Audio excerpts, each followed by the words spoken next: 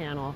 It's an amazing feeling. It's so spiritual, and to be out there really feeling like you're the only one out there is amazing, and we're very grateful we get to do this. So thank you, Claire and Molokai. If you haven't gotten laid yet, come to the pavilion and we'll get you laid.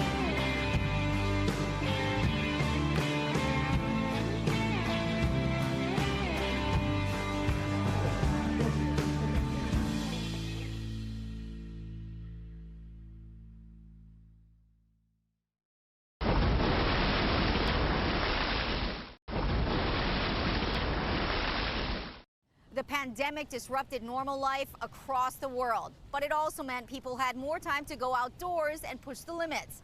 Here are some of the highlights that we filmed.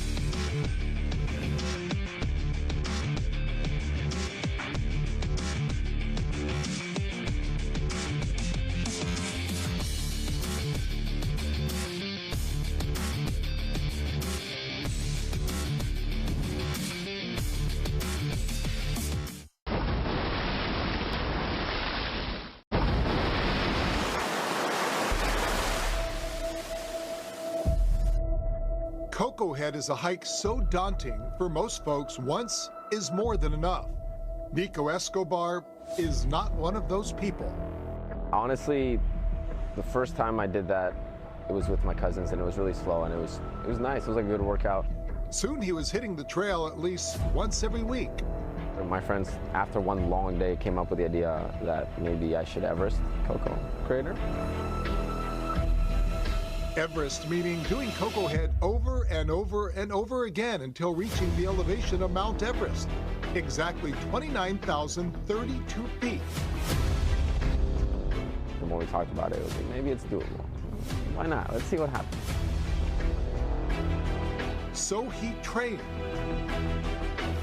So I was doing, every month I was increasing by 5,000 feet of elevation. The month before my birthday, I did 24. That was 20,000 feet, and that was the max. That's the most I did, and then I was like, all right, that should be enough for what I'm doing. I don't want to push it anymore. Then came the day, a special date, his 31st birthday. So I started out at midnight, exactly like 12:0001, and it was a group of us. I went out by myself, and we had like a whole tent set up. I had a bunch of friends coming in and out. But this challenge, well, it wasn't just about proving something to himself or doing it big for his birthday. For Nico, there was another motivator, a fundraiser. It was a group of us So it was for Mental Health America for a while. And the reason for that was because of everything going on in my life. Once I moved to Ireland, COVID happened, and everything kind of slowed down. And you kind of have to deal with yourself at the inside. Did that. Started running more. Exercise was my way of dealing with my mental health. And so like getting closer to my friends after COVID went away and just like hanging out more. You know, you get to see like what's going on with their lives. When COVID happened, people move, people break out. We had a friend of mine had a death and happened to do with someone committed suicide. It was really big stuff for them. And so honestly, like I didn't really need more reason to do something like this. I don't think we need a reason to need to do it. So why not? I'm 31. I was like, yeah, I'm going to turn 31. Let's do it for a reason. And so he did, up and down, step after step, and then he hit a wall. And so, honestly, like I didn't. When I got to the morning at 6 a.m., something like this, I don't think that's when it started getting rough. I was feeling really sleepy. I hadn't really slept. Yeah, I'm going to turn 31. Let's do this for you about doing this event. And so it was gross. It was really gross. Sweating the whole time. I'd never done anything this long in my life. When I got to the morning at 6 a.m., but every step, every foot, one after another, he wasn't alone. As I kept going, just having someone around me, I had like 2 or 3 people around me going up and down the whole time would really give me a little boost. And that's what pushed me through the whole thing. It was everyone else, having someone there. My friends were really the backbone of this whole project. He pushed me to do things that I never thought I was capable of. There was never a doubt in my mind that what he set his mind to, he was going to accomplish. It was so cool to see how many people were coming out that were my friends, how many people that I didn't know, and all these people were coming for one single person. And that was just, that truly Ohana, it was just amazing to experience. I never thought I was capable of. An experience that turned out to be so much more and so much bigger than Mount Everest. It was so cool to see how many people were coming out that were my friends. I did the math wrong. How many people that I didn't know. I was supposed to do 30 seconds. I thought I was going to be 33,500 feet. And I got to 34 reps, and I was below 2,000 and so much bigger than Mount Everest. And so when I got to 39, my friends were like, just do one more to round it out. I was like, the math fine, one more to do 30 seconds. I thought it was going to be 33,000. That 40th round coming to an end after more than 20 hours. So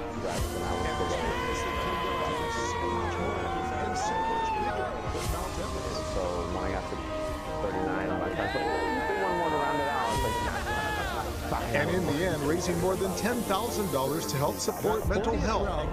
Not a bad way to celebrate a birthday.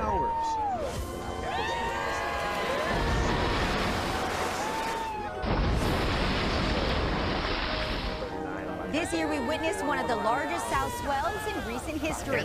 And we joined pro windsurfer Jason Polacco and friends at their secret spot. Not a bad way to celebrate a birthday.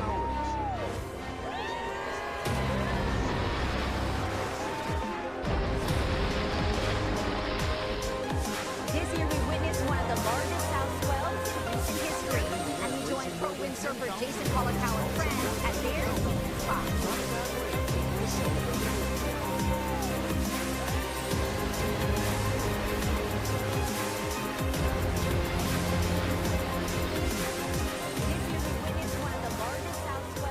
That swell that hit Tahiti just hit Hawaii yesterday, and it was a massive swell. I mean, one of the biggest swells I've seen here on the south side. And I'm over here, this is day 2 at a little secret location for windsurfing, and it's just been incredible. I've never seen a swell this big in my lifetime living on Maui. It's definitely crazy. That swell that hit Tahiti just hit Hawaii yesterday, and it was a massive swell. I mean, one of the biggest swells I've seen here on the south side. And I'm over here, this is day 2 at a little secret location for windsurfing, and it's just been incredible. I've never seen a swell this big in my lifetime living on Maui. It's definitely crazy. It's a big one. Just hit Hawaii yesterday, and it was a massive swell. One of the biggest swells I've seen here on the south side. And I'm over here, this is day 2 at a little secret location for windsurfing, and it's just been incredible. Most of these south swells, they do say it's going to be big, it's going to be big, and then they're always hyped up, and we kind of get disappointed sort of, 7 times out of 10, but this one was under forecast. It was unbelievable. I mean, there was debris over the roads coming into some of the areas, debris over the roads on the way to Lahaina. Malaya, they said, is the best Malaya has been in 40 years. So this was a really historical swell. Actually, was under forecast. It was unbelievable. I mean, there was debris over the roads coming into some of the areas, debris over the roads on the way to Lahaina. Malaya, they said, is the best Malaya has been in 40 years. So this was a really historic swell. Was under forecast. It was unbelievable. I mean, there was debris over the roads coming into some of the areas, debris over the roads on the way to Lahaina. I was trying not to get caught on the inside because when you do wipe out of this place, you end up on the lava rocks and you just destroy literally everything, board, everything. You basically just leave it there and you're not going to retrieve anything. So I was really cautious because I wanted to have a great day, but you know, as the day rolls on, you try and get more and more confident, and I got caught inside on one and went down, and I thought, oh my God, for sure I'm going to go on the rocks, but fortunately there wasn't a set behind it, so my gear kind of like toddled right around the shoreline of the lava. Like I literally think my mask was like tapping on the lava rocks, and it just got taken off, and I got lucky, but Zane went down about 3 or 4 waves later, and he wasn't so lucky he went on the rocks. There wasn't a set behind it. So my gear kind of like toddled right around the shoreline of the lava. Like I literally think my mask was like tapping on the lava rocks, and it just got taken off, and I got lucky. But Zane went down about 3 or 4 waves later, and he wasn't so lucky he went on the rocks. There wasn't a set behind it. So my gear kind of like toddled right around the shoreline of the lava. Like I literally think my mask was like tapping on the lava rocks, and it just got taken off, and I got lucky. But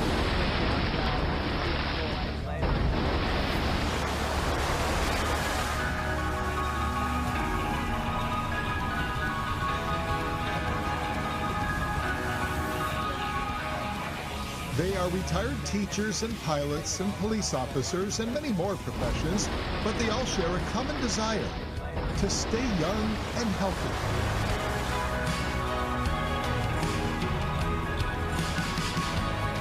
The group is called Fossils. It's been running in operation for, I don't know, 12 to 15 years here at Kailua Beach. It started with a group of Kailua Canoe Club paddlers who had retired years ago and decided they didn't want to do the afternoon practices after work anymore.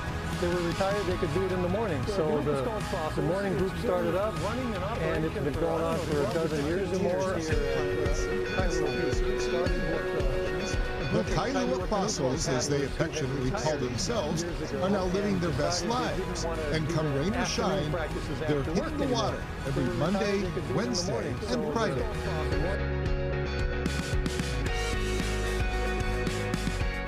We love it. It's a release of pressure for the day. I'm a retired police officer. Even when I was working, when on my days off, I would come here and let it go. It just out there in the ocean or the canal, it's just a great pressure release. Fossils is the best of paddling. I paddled in the 80s and 90s for Kailua Canoe Club, paddled under Beanie Dean and Kathy Irwin, and then I left because life. And then I came back 5 years ago when I retired from teaching full-time. And now that I'm not tutoring or homeschooling, I get to paddle 3 days a week. And it's the best because you just jump in, you're always with other different people. Sometimes that's good, sometimes it's not. Sometimes you have a blend, sometimes you don't. You know, you just kind of go with the flow.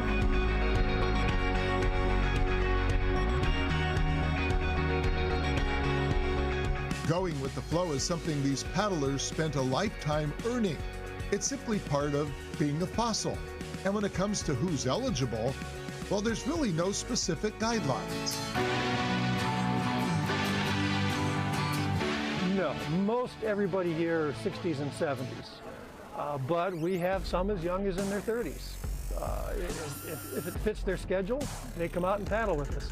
We love the young 30s because it adds some power to the boats, make them work harder. If there is one mandatory rule to being a fossil, it's having fun. More than anything else, just keeping active, both mentally and physically. Call it the perfect prescription for happiness, especially after the pandemic.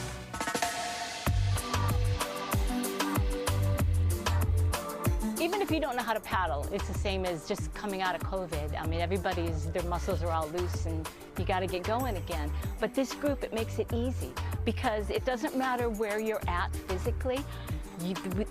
The boat is just aligned by the coach as to who he thinks would be strong and who would complement each other, and everybody goes together. There's no griping, no grumbling. Everybody has a great time. You do your best paddle, and that's it. You're done for the day.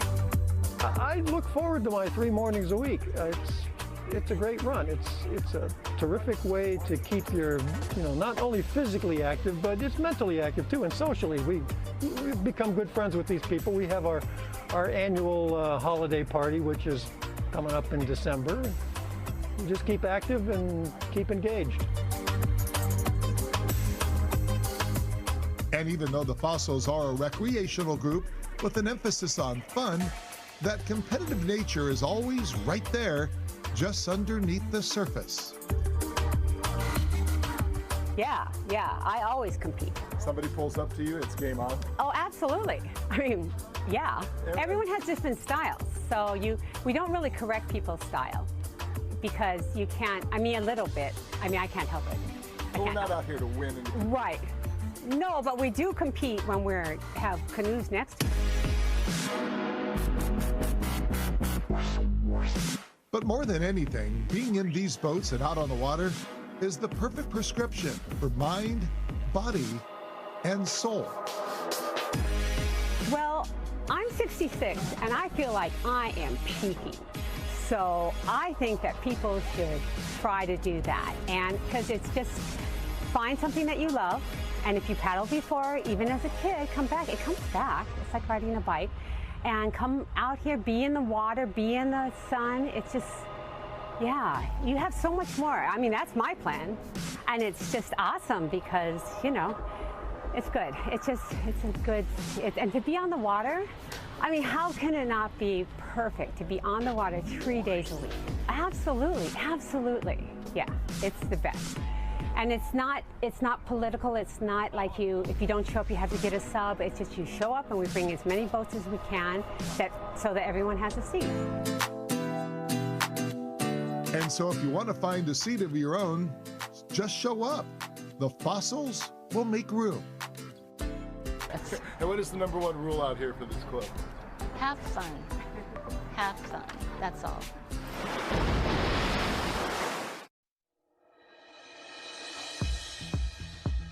It's Game Day Hawaii, presented by Pizza Hut. He drilled it! Unbelievable! A one-handed grab! A Crusader Championship coronation! What a run! Oh, wow! Downfield, Mana Carvalho! Touchdown! Electricity in the air. Football country is the backdrop as opening weekend 2025 wraps up with a banger. From Carlton E. Weimer Field, welcome up north. And Kahuku and the Red Raiders set to begin a potential title run. One thing stands in their way in game #1. It's the defending Division I Open champs. Hawaii Prep Football's on Spectrum OC16, all set for the St. Louis Crusaders and the Kahuku Red Raiders. And this is Game Day Hawaii, delivered by Pizza. Great to have you with us with Jimmy Bender on the sidelines. I'm Felipe O'Hoffer. John Veneri here, my man, the radio voice of the University of Hawaii football. So great to have you with us. Good to be back with you, brother. This is a big, big game. And what a way to kick off the campaign for each of these two in a rematch of last year's state final. I think everybody that's been around high school football knows the severity of this game. And while it is just the first, man, it's a big one to start off with. Yeah, that's a great point because these two have been waiting 252 days since they met in Manoa for this moment. Excited for this one, Jimmy Bender, as you take us first on the field. Yeah, thanks a lot, guys. And I know you're going to touch on the new era over here at Kahuku football. Interim head coach Nihoa Pule, for the first time, gets to give that speech before the game to his team. I said, what's the message for you in your first message to the team? He said, look, it's do what we do best. Remember the guys who came before you. Remember the training that you've been through. Remember what Kahuku football is all about. And that will shut out all the outside noise and help you focus on the game at hand.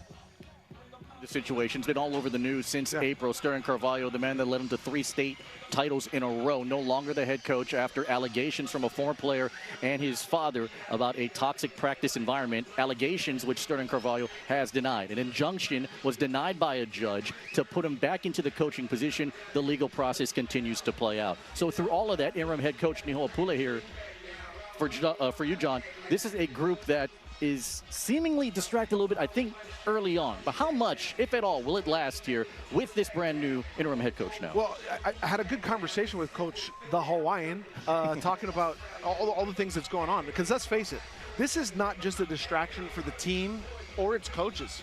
It's a distraction for the entire community. And they have done a good job. My New Year's resolution was to not worry about the things that you have no control over. And that was his message to the team. You have nothing to do with what is going on off the field, but you can control everything that goes on while the clock is ticking between the stripes.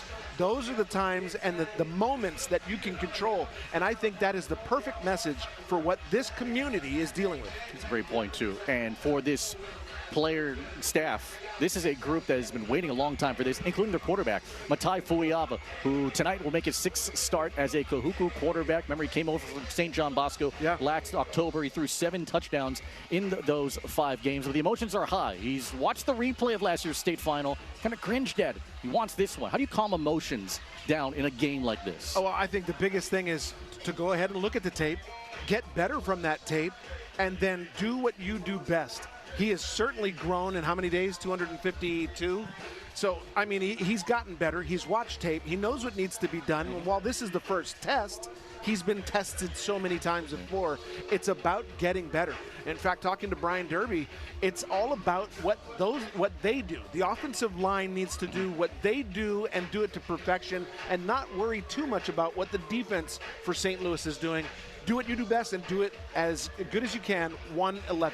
Kahuku acquired a good amount of talent in the offseason. We'll chronicle that over the course of this game, but it includes the welcoming back celebration of Rhino Aumua, who was a part of this team a couple of years ago, went to IMG Academy, now the Florida commit, who will play tight ends, a pretty good receiver, got a wide catching radius for him. He's excited to be back for a tall target that could be a red zone threat for Big Red. But the big challenge, I think, for St. Louis offensively will be against the front 7, which includes, according to Max Preps, the number 3 ranked linebacker in the country in Talanoa Ely, who the state is very much looking forward to seeing on this field tonight, John. I mean, when a team like USC says, we want you to play for us, you know he's good. Top 3, of course he's going to want to show what he's got on the field, because numbers and off-the-field talk mean nothing. But he's proven enough to coaches and to teams around the country to say, we want that guy. And tonight, Kahuku needs him, and every night from here on out. It's going to be a banger of a game. We expect nothing less from these two programs, arguably the best rivalry in the history of Hawaii high school football. It's Kahuku and the defending state champs, Big Red and the Brotherhood. Moments away from kickoff. This is Game Day Hawaii, delivered by Pizza Hut.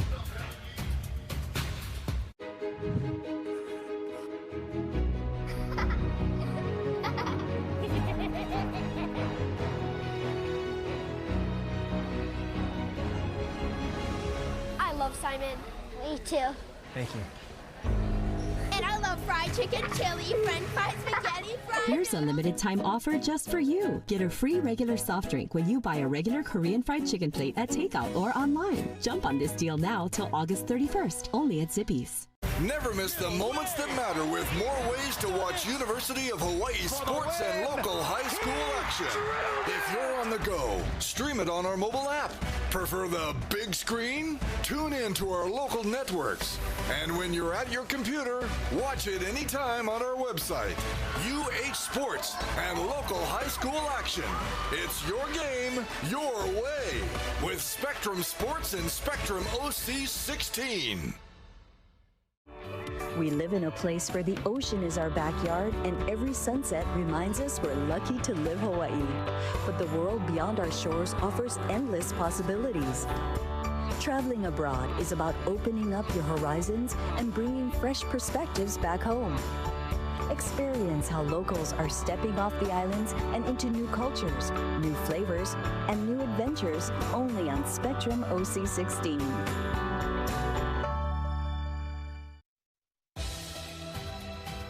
Welcome back to Game Day Hawaii, presented by Pizza Hut. Back here at Carlton E. Weimer Field, we get ready for St. Louis and Kahuku to wrap up week 1 of this Hawaii Prep football season. 2024 was a banner year, literally here, for the Brotherhood. They had 3 losses, but all of them decided by 6 total points.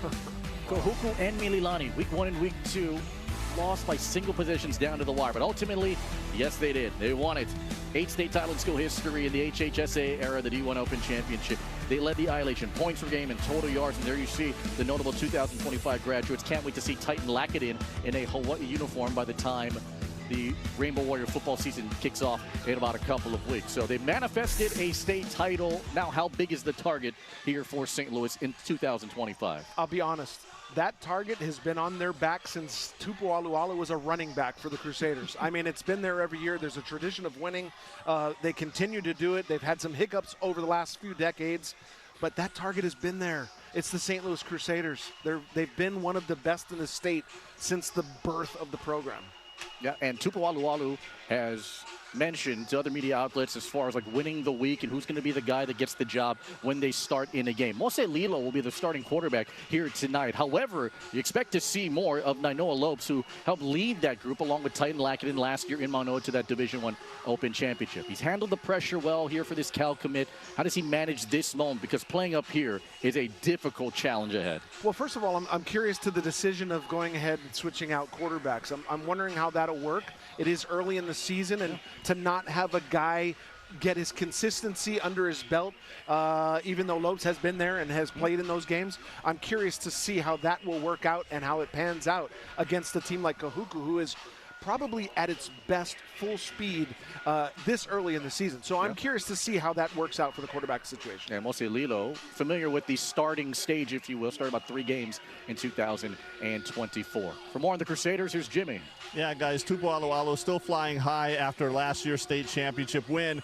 And I was actually going to ask him about that when Titan Lackadin, the guy you just mentioned from last year, the impact player from the state championship game, showed up unexpectedly, gave a speech to the kids about playing here in Kahuku in this environment, what they need to do to win. I turned to Tupu, I said, did you know that was going to happen? He said, absolutely not. It is a blessing from God, and that's how they're feeling right now, guys. And they are going to need a lot of offensive help here. They do have some solid returnees, which includes the likes of Jordan Anuha, a good downfield target. But in that slot back position, it's a guy that people are still sleeping on in Kingston Ciliato, who had 411 receiving yards and 5 touchdowns last year. Started off his playing career at JV over in Mililani, now the last 3 here with St. Louis. He is a speedy one to watch out for. And for the head coach, Tupu Alualu, well, he comes up north, embracing the challenge, going for a repeat run. What kind of game are you expecting here in this one? Oh, I mean, it's going to be tough fought. It's going to be a hard-hitting game, and I wouldn't expect anything less than what we saw at the end of last season. Both teams are better, even though they've graduated quite a bit of players. There's a certain atmosphere in a player like Ciliato, who couldn't wait. I mean, loves Lackadin, but couldn't wait to be the guy. He's the guy tonight. And there are a bunch of guys that have been wanting that.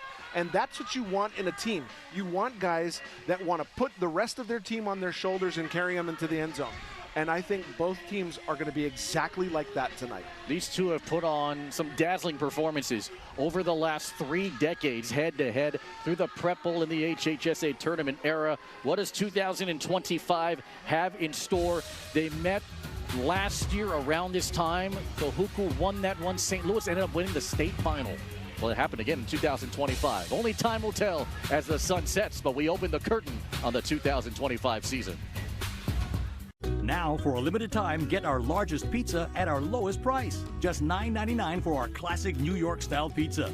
It's 30% larger than our large, and at only $9.99 for carryout. Don't wait. Order now at Hawaii Pizza Hut. Summer's here, and it's time to bring the heat in a new Honda. Head out for an unforgettable adventure, or take a sporty sedan for a spin, all while driving with confidence. See what makes Honda the Kelley Blue Book best value brand. Right now, you can get a $299 per month lease or 3.99% APR on a 2025 Accord LX. Heart pumping, muscles extending. Every body is a miracle. And though we share so much, everybody is unique. What's your passion? Hold on to it. We're here to help with a personalized approach to a healthier you. Hawaii Pacific Health.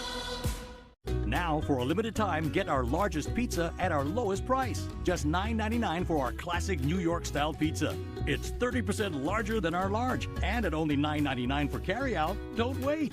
Order now at Hawaii Pizza Hut. Welcome back to Game Day Hawaii, presented by Pizza Hut. Back here in Kahuku as we get set for the Red Raiders and the Crusaders. Packed house here, Carlton E. Weimer Field. Sea of red just across the way as the sun is just about to set here on the North Shore. Let's go around the end zone. Other notable games over on Spectrum XCast. You can go ahead and check out Kapolei and Punahou. That's a heck of a matchup, too. Two young quarterbacks, Punahou in an ILH title race this year.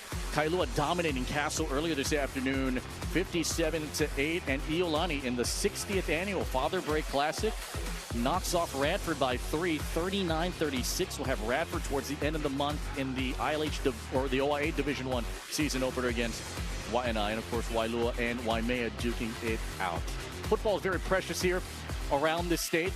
All islands here. You and I got to walk the grounds. How cool is this? There is a palpable energy in the air. Oh, absolutely. I remember when the field was grass, had clumps, and the track had mud and was filled with water at times. This is a true high school football stadium. I mean, we showed it in the last segment, ending it with the sun going down over the grandstand.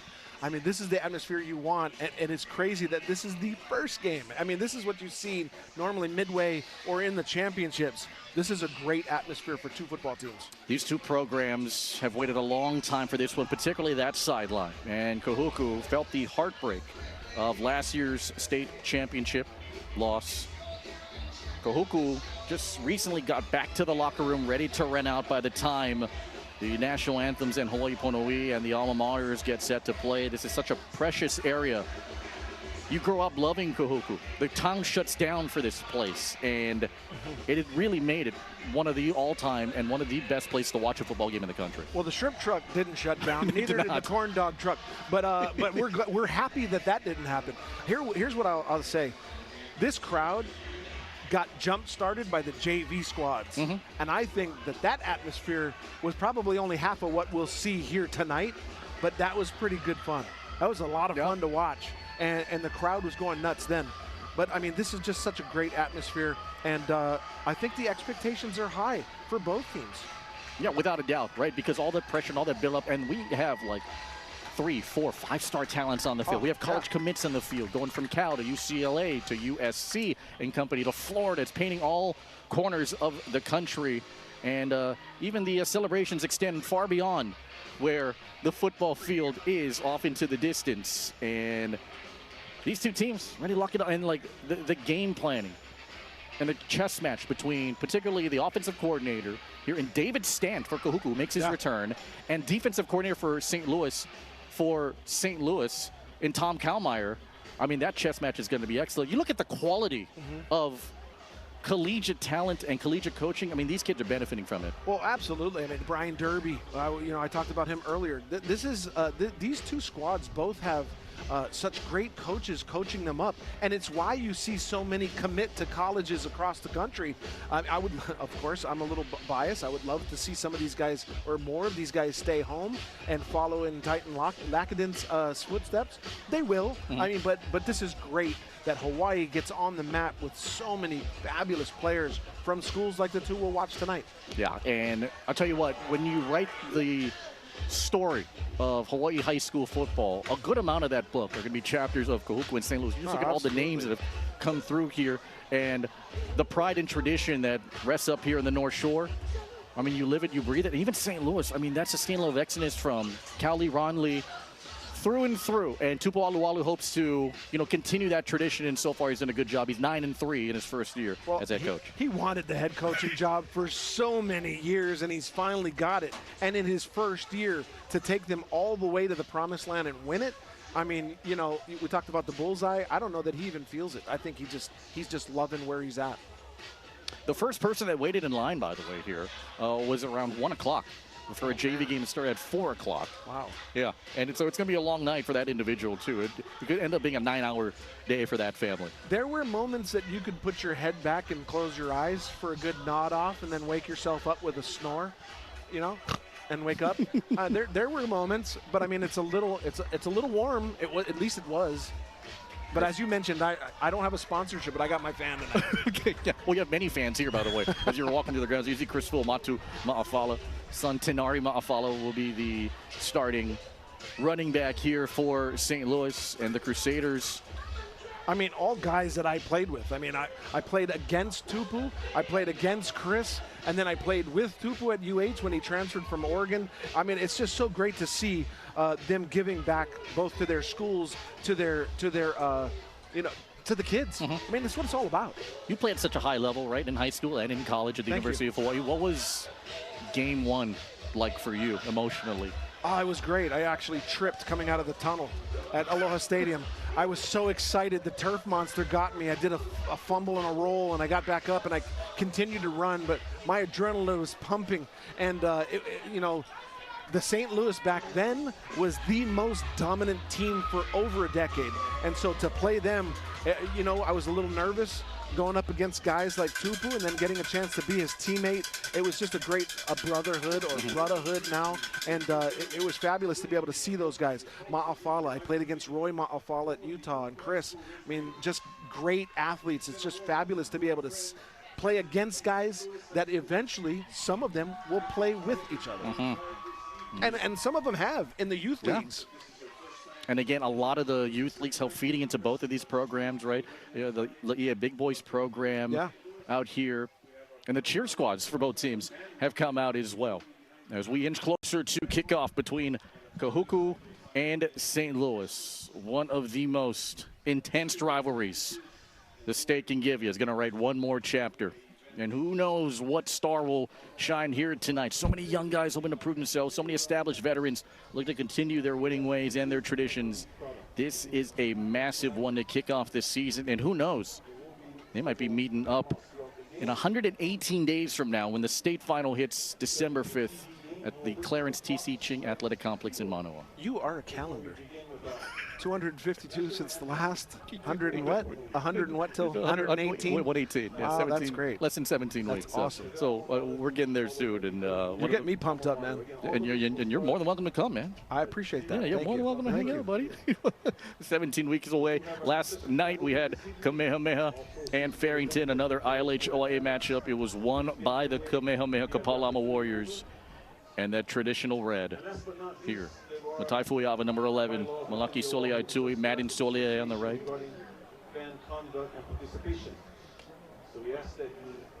And here,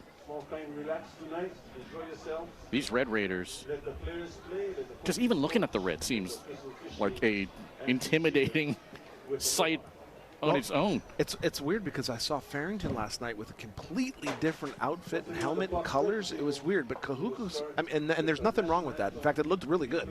But Kahuku tends to keep with tradition. That red has been a daunting red for so many years, and it's just such a nice color. The helmets are beautiful. The field is unbelievable. Hey, shout out to our camera crew. Just phenomenal job both last night and today. I just can't wait to see all the replays that we'll get, and shout out to Aaron and to Thomas here in the booth. Tai Fuiava, and one of the many team captains here with this group. I mean, he's been waiting a long time for this game, according to him, talking to him at practice. He said, you know, I did see the replay, but I feel like this might be the biggest game. Malaki Soliai Tui said that this might be the biggest game we play all year, and they play Gorman at the end of the month, too. That's pretty unbelievable. And that's why this game means so much to this group, very personal for this group, after coming up short, after St. Louis denied the would-be four-peat. Because these captains march out. Last year, it was a thriller down to the end. Kahuku had a chance to tie on the final drive, a throw that went wide. I kind of feel like there should be some like dramatic music and the Kahuku Red Raiders walking out onto the field. You know, it's like a movie. Right now, when you see Malaki Soliai Tui and Madden Soliai, their eye black is actually illegal. They need to wear one stripe, according to the NFHS, just one black stripe with no writing. And right now, it's kind of a warrior-like, if you will, which we understand. So he was being told by the officials to make sure that it can't be in a triangle. Cleats up, yeah, got to be a single line. Can't wait for this one, too. The wait soon to be over here in kickoff moments away on a gorgeous evening up north. It's Kahuku at St. Louis. Kickoff on the way. Thanks for watching Game Day Hawaii, delivered by Pizza.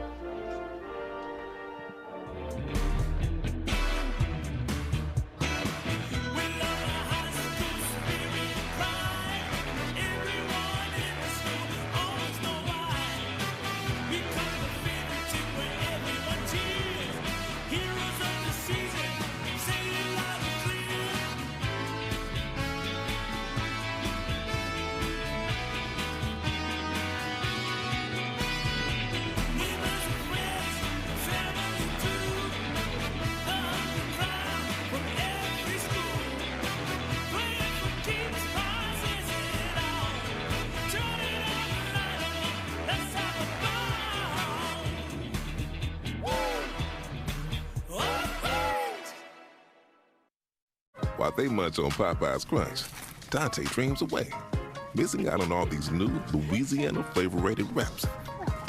Don't be like Dante. Love that chicken from Popeyes. Servicing our island ports are longshoremen, the men and women that nurture the lifeline to Hawaii. In ancient Hawaii, the po'ola were entrusted to manage the waterfront. Today, our longshoremen are dedicated to the traditions of the po'ola as they look out for the well-being of Hawaii. Longshoremen are also coaches, mentors, and community leaders, shaping the next generation.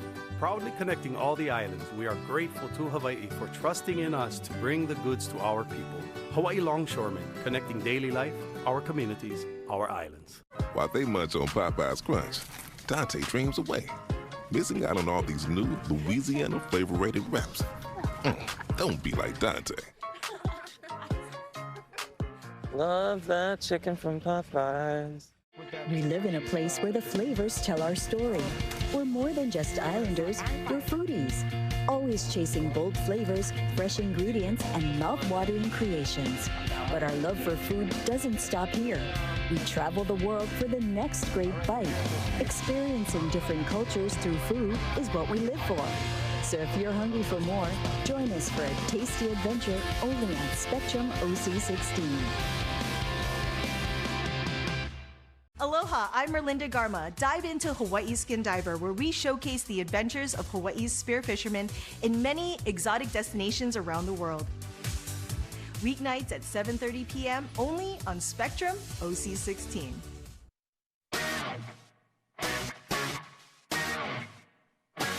The 252-day celebration is over, and now the road to a possible repeat title begins tonight for the Brotherhood. But on the North Shore, the ocean is sending in a red wave ready for redemption.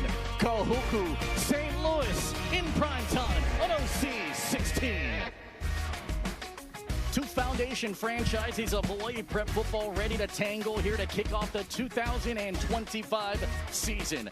It is gorgeous, 81 degrees up north in the pride of the North Shore, set for a spectacular sunset and a spectacular season opener. Welcome to Hawaii Prep Football on Spectrum OC 16. We are ready for last year's state final to run it back. Game number 1, St. Louis set to take on Kahuku. Great to have you with us, Felipe Ojastro, John Maneri, Jimmy Bender's coming up in just a second. Anxiety, pressure, emotions already here early on in game number 1 and everything that's happened in the offseason, from a new head coach to St. Louis trying to go for a repeat title.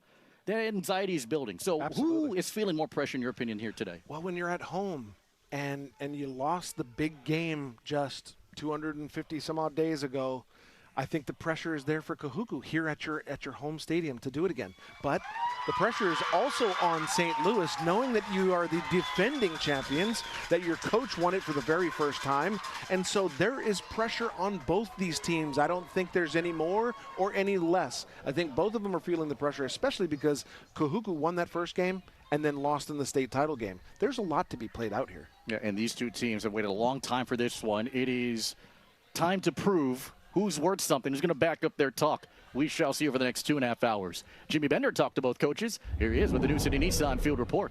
Yeah, thanks a lot, guys. And as the entire community of Kahuku sings the alma mater behind me right now, let's talk about what the coaches have in plan for tonight on the St. Louis side. Tupo Alualu saying the main thing for him is he wants to see the offense dominate. He says, and this is kind of a nod to last year's game right around this time at this field, I don't want to see it go down to field goals again. So offense needs to move.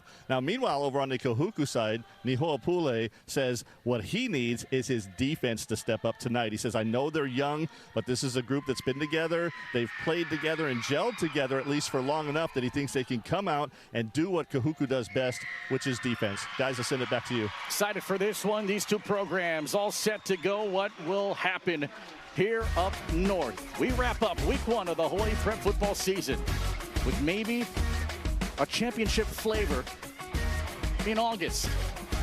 All the stars out here tonight, and kickoff is next from Kahuku on Spectrum OC 16.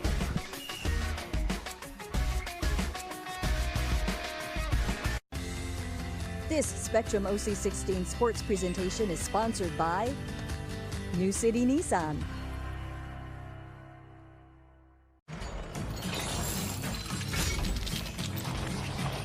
Can the Nissan Frontier out-monster a monster truck?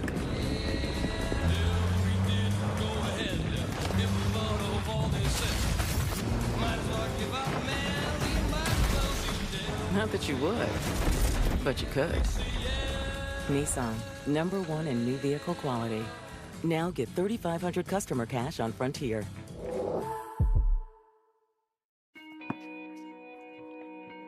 You only get one brain.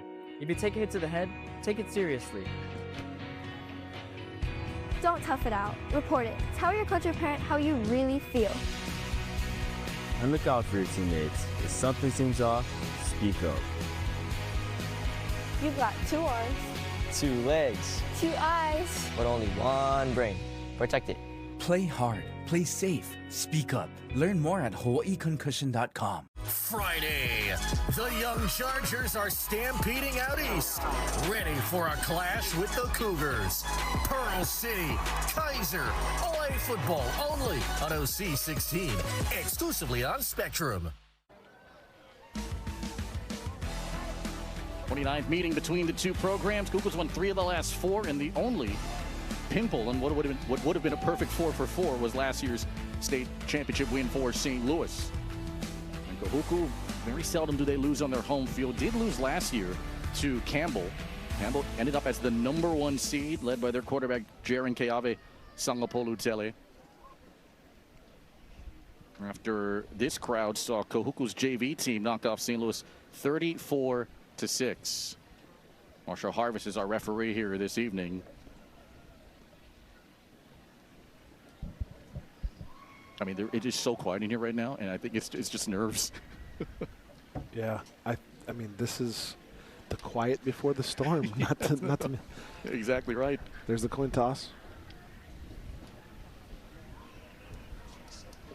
And St. Louis is going to win the toss and elect to defer, so we get to see David Stant's offense. David Stant, the brand new offensive coordinator here for Kahuku. I'm going to tell you what, I like that.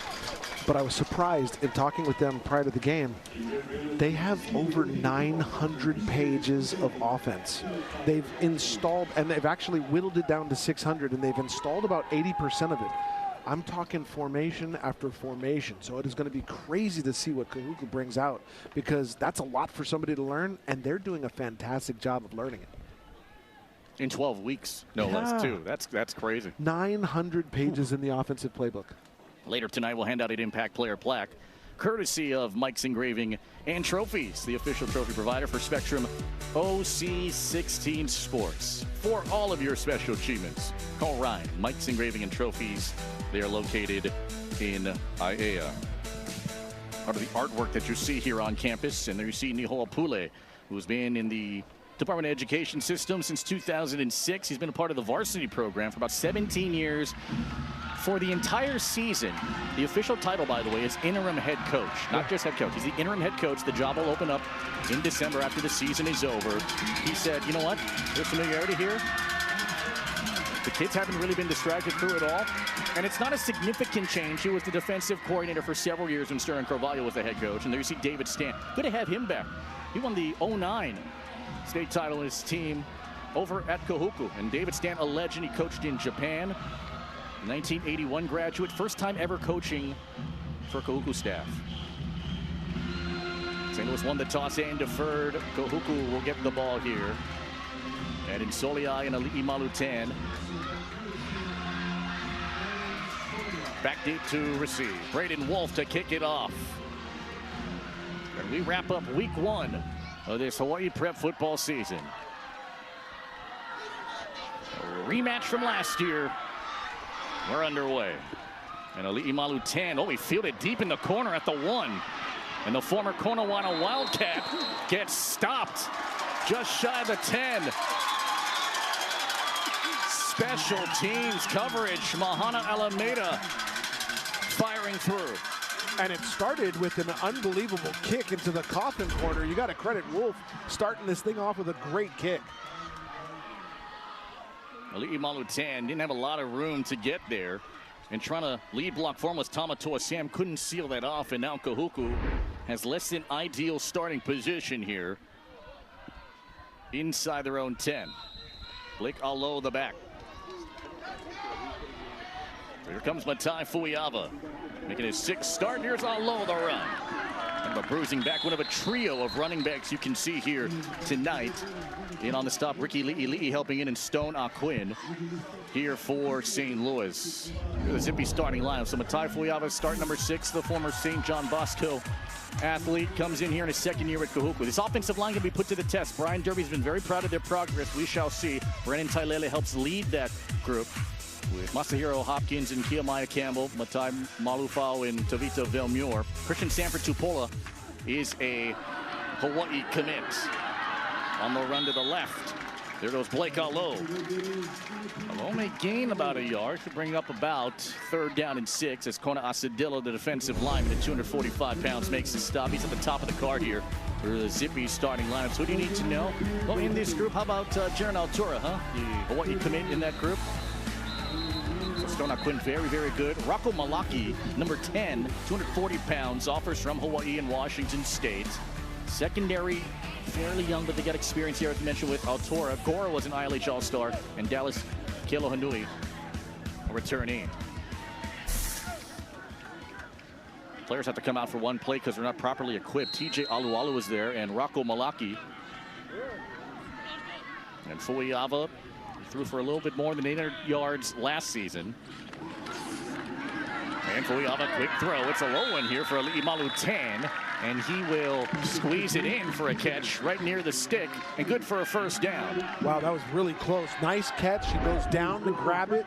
It wasn't the greatest throw, but he put it where only his receiver could get it. They are very lucky that that was close to the line to gain. Fuiava on a swing out. Alo in space. Alo didn't get by the first wave in that group. Dallas Kealohanui first in on the contact. This is a little pace that Coach David Stant likes. This is the first time, by the way, that many Kahuku people can remember where they're actually using play bands and those wrist sheets. Fake the give. Sam couldn't collect. Fuyaba on the move, throws it to the sideline, right towards Coach Keala Santiago. Tended out there, but just a throwaway to survive another down. You talk about the play bands. There are a lot of numbers on those play bands. In fact, more than 40 plays will be on those bands that they have to look at and call on this offense. You made a great point about the amount of plays that are on there, too. Matayo Fuyaba says that was one of the hardest things to adjust to. This is the first time he's actually using this kind of system. Typically, he's gotten signals from a sideline. Fuyaba on third down and medium. Now launches down the field from Bodhi Ka'anga. It's incomplete.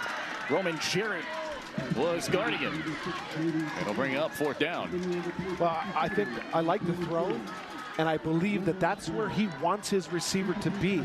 You got to beat the defender to the outside and use your sideline as a friend, and I think he put it in the right spot. A little miscommunication there on offense.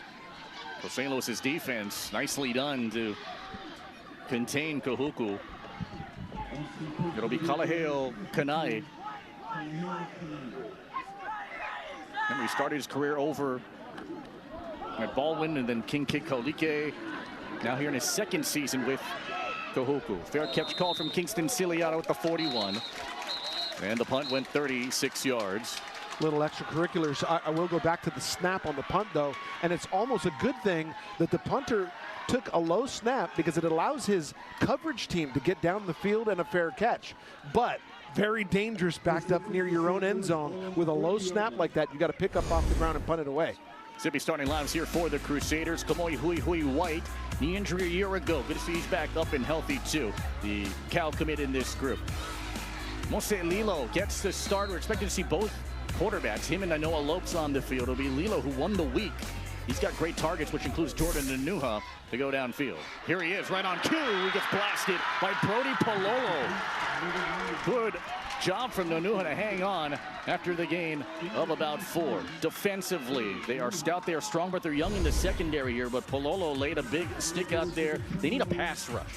They lost great players last year. LeBron Williams was one of them. Ciali Reed's in the defensive end spot. Shaden News got experience. Latmui Myers as well. Hiring Mapu in the secondary with Madden Soliai, who's a UCLA commit. Lilo fakes it, now takes it, and led way out in front towards Nanuha, and the closest man there was Ta'imua Pule. But if he puts that on the money, that's a big one here for St. Louis, but it comes up empty. At the very least, it's a nice gain and a first down, but that throws a little bit. He had time to put that on the money, too. I think a little bit of anxiousness got that out in front of the receiver. Third down defense going to be critical here, just trying to get possessions early on. You see Lilo's numbers last year in his third year in the varsity squad. He throws a decent ball. It's 57% completion rate last season. 3rd and 6. Pressure coming. Lilo sacked. Talanoa Ely and Malaki Soliai Tui. Family comes in there to get the sack. Well, this is just a great defensive call and a lot of pressure, great swim move, and a stunt coming right up the middle. Kahuku does a fantastic job, but credit the play call because they got to the quarterback when they needed to. What a play. We kind of expected this because the coaches both said that they expected the front of this game is going to be a little bit sloppy and maybe a little slow. Lopes will flop it high, and the punt goes wide near the sideline. Kuku's going to get decent positioning out of this here in their second drive of the night, and it's out at the 45-yard line. It's a punt of only 20. Each team a drive. Each team no points. Just getting started from up north. You just found out that Baby Girl's recital goes a bit longer than you anticipated. Luckily, Your Longs has everything you need to make showing up a little easier to swallow. Make Longs a part of your day.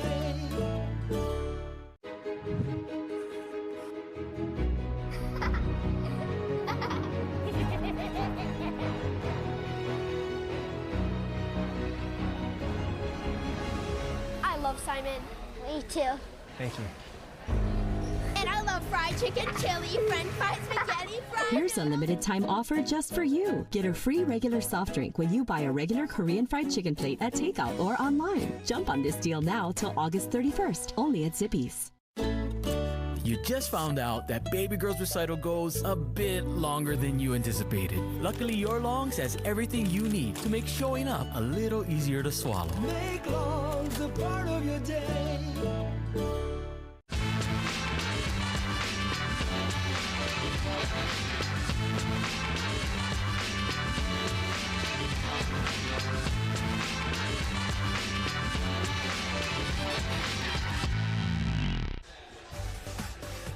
Take all the great OC16 action with you on the go with the Spectrum News app. All the latest local sports, news, and weather that matter most to you. Download it now. It's on the App Store or Google Play. The drive here is marvelous and beautiful, no matter what route you take. And we're packed here at Carlton E. Weimer Field. Second drive of the night here for the Red Raiders. Deep drop, deep shot downfield, and it's intended for Christian Sanford Tupola. Can pull that one in. Roman Jared was out there. It's a tall target out there, 6'6", and the senior who's already made his commitment to play at Hawaii. He was one of the backup quarterbacks last year, too. Looks like it might have got away from him a little bit as it came off the top of his fingertips.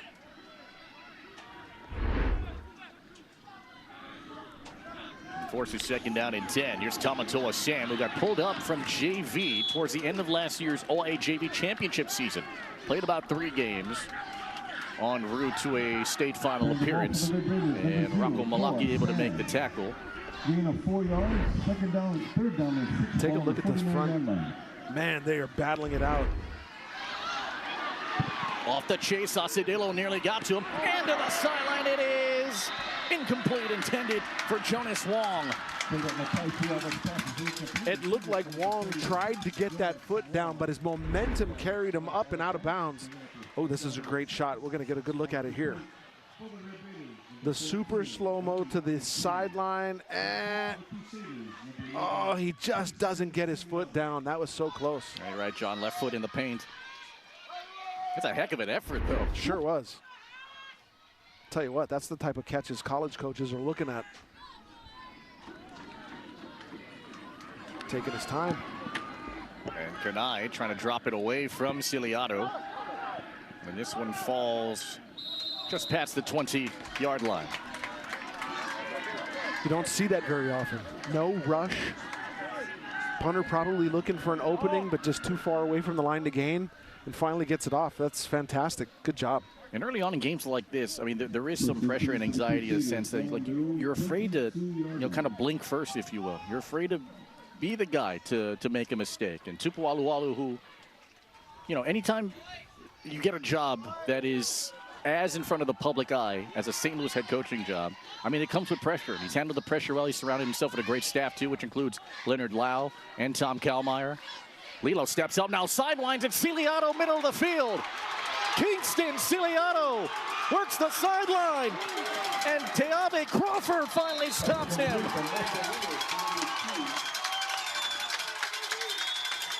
These are the type of plays that you're hoping your slot back can get, and it's a lot of what we saw from Titan Lackadin last year, but this is a perfectly placed pass, great run route right down the middle, and then he does a good job of slipping away from the pressure. 51-yard gain for St. Louis. He averaged only 10 a catch last year. Now, albeit his first catch, he's averaging 51. He caught for 411 a year ago in those 5 touchdowns from one of the best slot backs you can find in the state. Crusaders cooking on the ground. Here's Fuamatu Ma'afala. And Tanari, like a bowling ball, gets chopped down. Teave Crawford, the junior DB, makes the stop. Bone-crushing running from Ma'afala, looking a lot like his family. And that is just a fantastic job of the guys up front building a wall for him, and then he breaks off the backside and gets a nice gain to the right. Close to the first down. About 9.5 yards to right, John.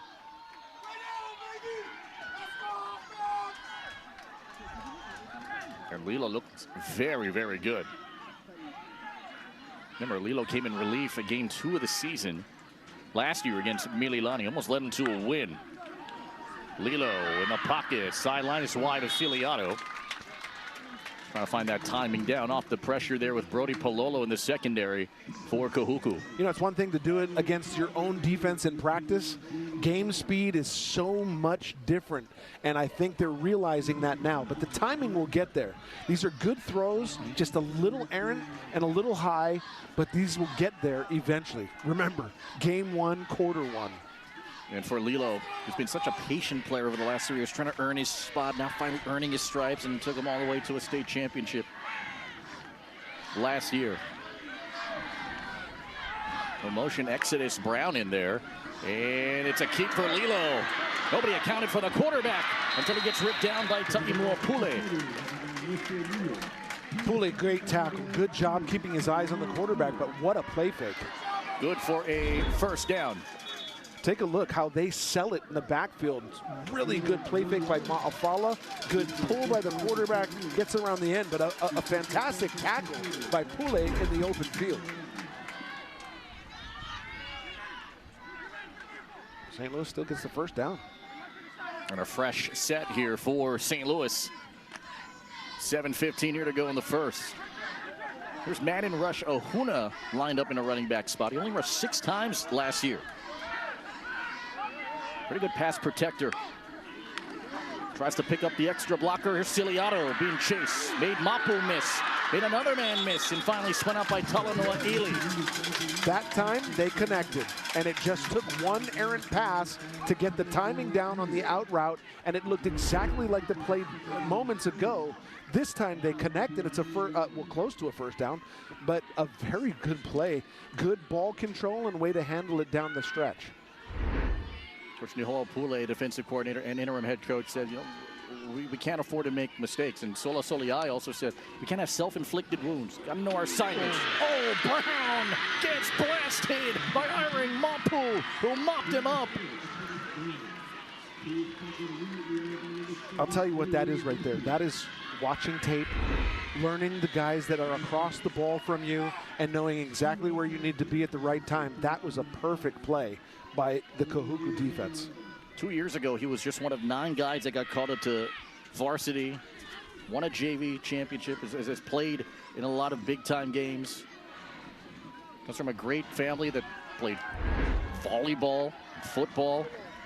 I mean, there are Mapus everywhere up north, and what a job from the senior. Now it's 3rd and 4.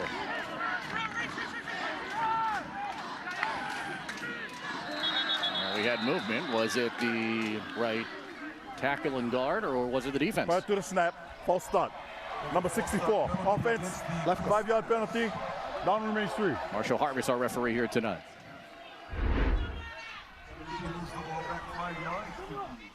Oh yeah, to the left side that time. Ho'olu Akeo. So Ho'olu Akeo.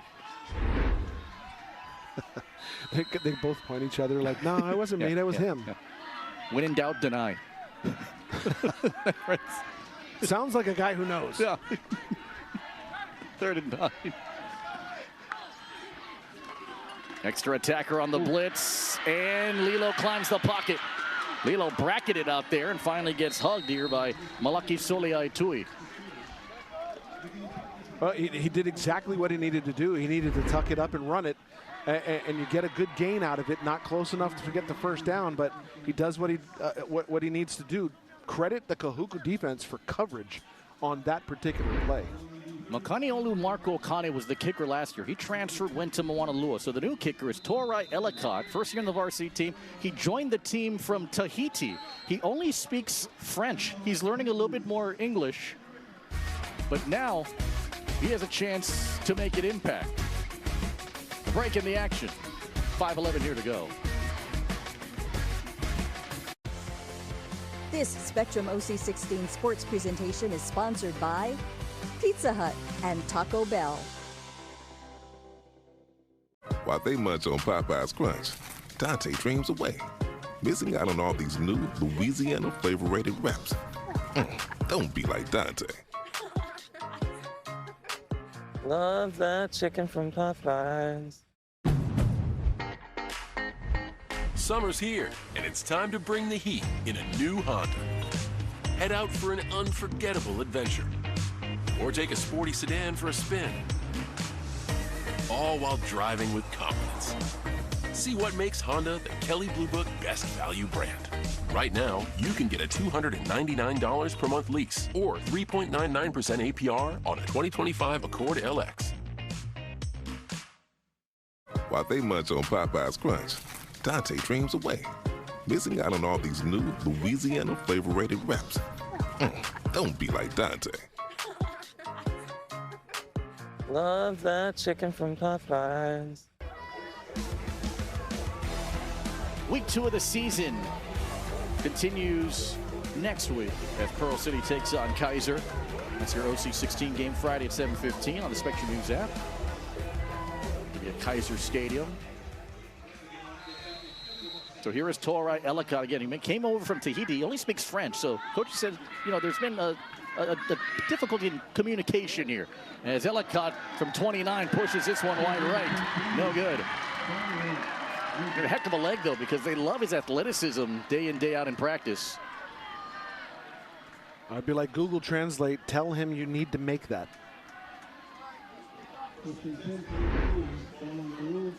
Last year when these two teams played during the non-league games, early in August, it came down to a field goal that went wide right that could have won the game for St. Louis. And Kahuku dodges. And it's still 0-0. Matai Fuiava started the game 2 for 6 for 9 yards. He said he's been loving his Kahuku experience too, but he's also seen the other sides, right? Just feeling the pressure of being the Kahuku quarterback and trying to lead this team. But for the most part, he's been here about 10 months. They've loved him here. Here's Blake Allo. Stone out Quinn, tried to get the initial tackle, couldn't get it there. We have a penalty marker down. The Kahuku running back situation started off pretty strong. They had 3 in the rotation, but Isaiah Joaquin banged up. Not good to go here tonight, so they're only riding with 2. Personal foul. Face mask on a defense. 15-yard penalty. Results, first down. Well, that's too bad because St. Louis did a good job of getting in the backfield and stopping Allo short. This type of mistake just gives them a freebie. And pushes it here to the 35-yard line.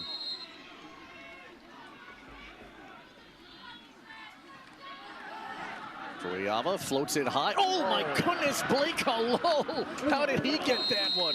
Sticky hands. Only got about 2.5 yards. That's a heck of a grab. A good play here from TJ Alualu. I was going to say, that is the shortest catch to make a highlight reel. But what an amazing grab, reaching up and behind yourself with one hand. Credit St. Louis again for making a nice stop. 2-yard gain for Kahuku. To Sam, the back, here he is, shoots that hole right past Mahana Alameda on the first wave, and gets about 3 yards shy of the first down. St. Louis is playing great defense right now. They're doing a fantastic job of filling gaps and getting up to the line of scrimmage quickly if you're on the second level. There's some beefy bodies in there, you're right. Just trying to close in every single gap. No breathing room here for Kahuku on the ground game, but now they make it 3rd and manageable. 3rd and 3. And Fuiava with time. Now loading up downfield again. And turning around was Kale Lerner, who couldn't find that ball. Guarding him there was Dallas Kealohanui. Yeah, it looks to be a little bit of confusion there. You got 2 guys running, one on the go route along the sideline, one down the stripes. And it looked like that ball was thrown between the 2. So somebody had to make a break, but that could have easily been great coverage by St. Louis. And again, this is as expected after having a first real game after not playing a full-on 11-on-11 game, just a scrimmage for each of these 2. Oh, this is off the side of the foot, and it's a flopper here for Kalaheo Kanai, but it just dies inside the 35-yard line, maybe a little past that to the 37. 21 on the punt. Scoreless here in Kahuku. Whether you're on the go, at home, or anywhere in between, you can always be connected to the games you love. UH Sports and local high school action. It's your game, your way, with Spectrum Sports and Spectrum OC16. This week on Cooking Hawaiian Style, presented by the Hawaii Community Foundation, we're here at the Royal Lahaina Resort and Bungalows from Sim's Sweet Creations. We got Sim in the kitchen. What are you going to make? Hi, thank you so much. So I will be making 2 different types of ube goodies, ube cookies, and ube coconut macaroon. Oh, it's all ube. It's celebrating Maui and Lahaina and season 20. It's Cooking Hawaiian Style.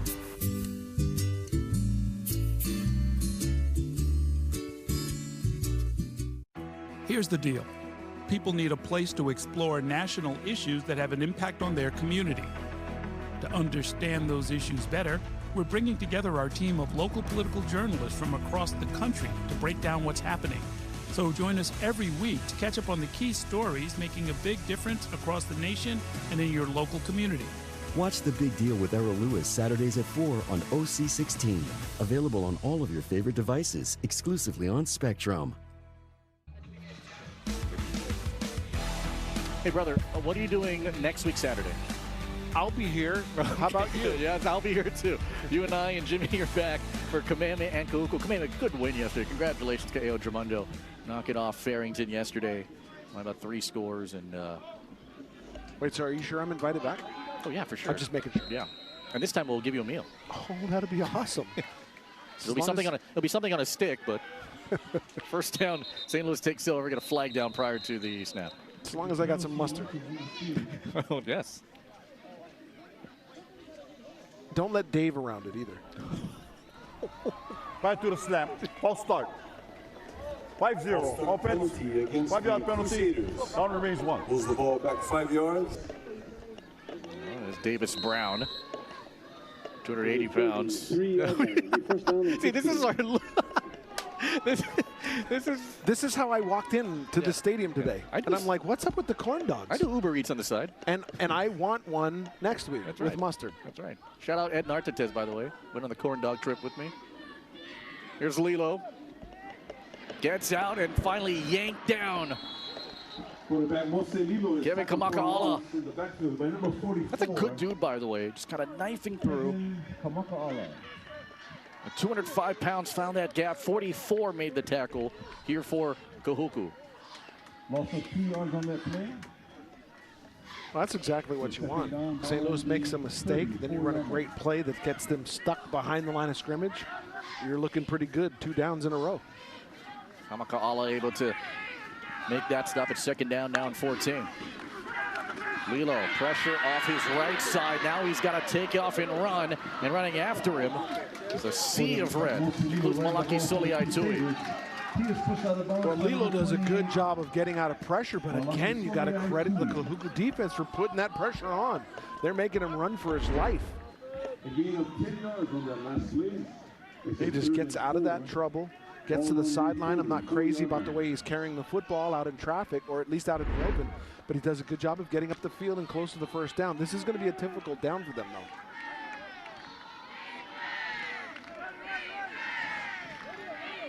Third and 4.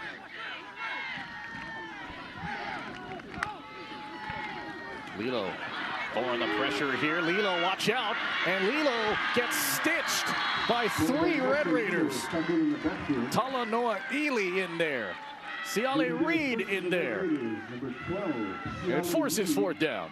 What an unbelievable job. Kahuku just playing tough defense here throughout the entire first quarter. Lilo nowhere to go. He steps up out of the pressure, but he feels it coming from behind him, then steps back, and then gets swallowed up by Red. And did you make a Lilo and Stitch reference? I can't remember. Yeah. Live action or animated? Ooh. A penalty flag down here. I haven't seen the live action yet. Illegal substitution. Offense. 12 men on the field. 5-yard penalty. Down remains 4. I'm gonna go live action because I think they hired more local people. Yeah. I like that. I haven't seen it yet, the soundtrack of the original way better. Kamehameha School Squire in that. Oh, they're in it again. They're in it again this one. Oh, the same one too? Okay, so I haven't seen with Im Tongi. Oh, okay, helping very sing nice. out. Yeah. Why are you not in there? Maybe I'm the whitest Hawaiian. I don't know. Loves his punt with a penalty marker down in this return. Here's Ali'i Malu-10, who has his foot hang on to. You got a flag here in the return. Mamalu Lilo on special teams coverage for the number 35 Crusaders. Nephi.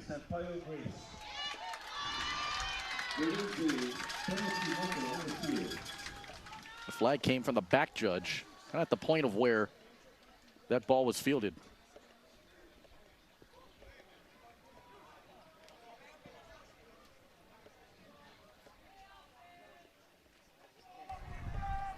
Block in the back. Number 2 on the return team. 10-yard penalty from the another run. First down. Self-inflicted wounds. It's Te'ave Crawford. It's called for the penalties. Kahuku Star has it though. Kahuku 12 plays and just 26 yards of offense. Here in game 1 of the season. Sam right into the arms of TJ Alualu, the linebacker.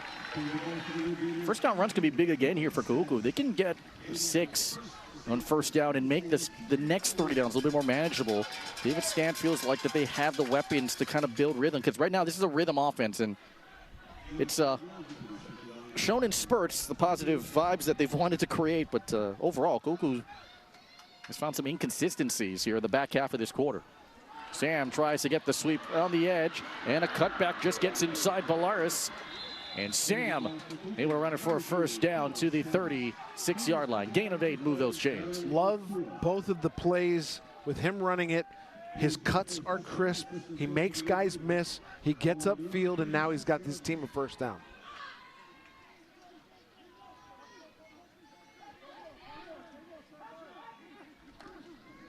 Here's Fuyama. And Matai Fuyama gets outside as Omese Gora chases him out there. More here on Matai Fuyama, who was one of the most talked about quarterbacks in the country at the time after he moved from St. John Bosco. He said that, you know, Kahuku gave him an opportunity. He felt wanted out here, and through 5 games did pretty well. 825 yards, 7 touchdowns. He's learned more about the culture, and, you know, he's learned about the state anthem as this ball goes down. It's Toa Sam able to hop back on it. He's also felt the pressure as well, but he's relied on his family and his faith and the support of the team. It's really driven him through the last 10 months, because over the last 10 months, he said, the most difficult thing is just kind of living on my own and trying to figure things out. And this could have been very dangerous.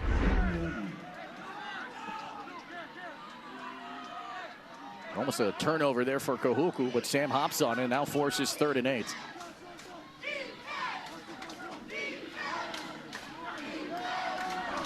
Fuyama. Oh, this is picked! Bellaris, a clear path to the goal line! Touchdown!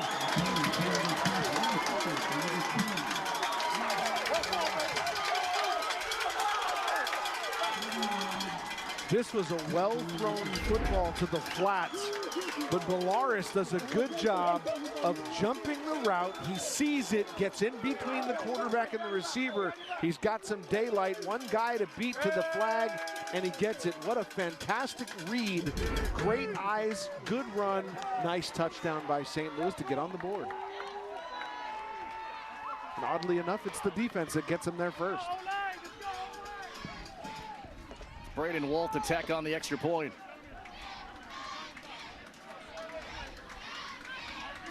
And sometimes in games like this, you need something from the other phase. You need a defense. You need a good kick.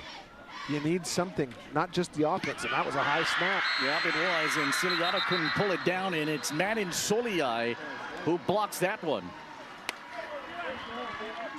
Madin Soliai, who a few years ago had 6 blocked punts, gets a blocked point after. But Bellaris jumps this route, and it's easy money all the way for the first points of the season for St. Louis. On the heels of me talking about having to do something in every phase, you make a mistake like that, and we know that those types of mistakes can come back and bite you in the end in a big game and a close game. Got a snap a little too tall here for Ciliato after Moselito was the center there. And all smiles here. Tor Bolaris, who is part of a senior class, is expected to drive this team for. There's 31 seniors here for the Crusaders. Bolaris in his second year in the varsity squad. Was great on special teams and moving more to the defense in his career.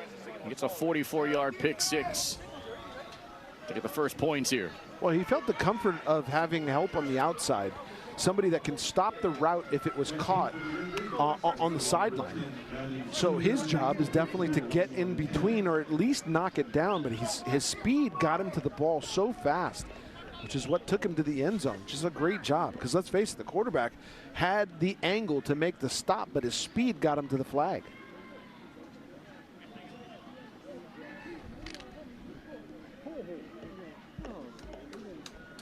Braden Wolf ready to kick this one off. St. Louis draws first blood.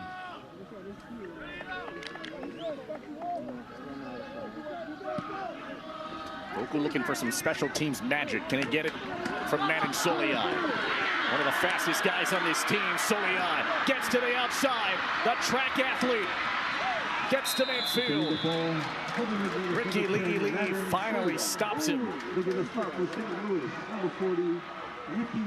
The big return from a guy who runs about a 4.540. Turned on the Jets and ran it 50 yards to end the quarter.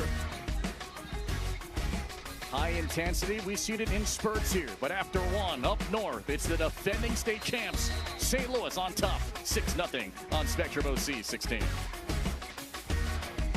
Starting at $5.99, you can get one, make it a double, or go for 3 delicious patties. Go as big as you want with my Bonus Jack combo starting at $5.99. Now you can say you're loving it and actually mean it.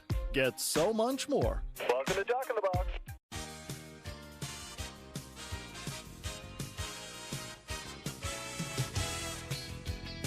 The Honda Odyssey, where modern design meets family fun.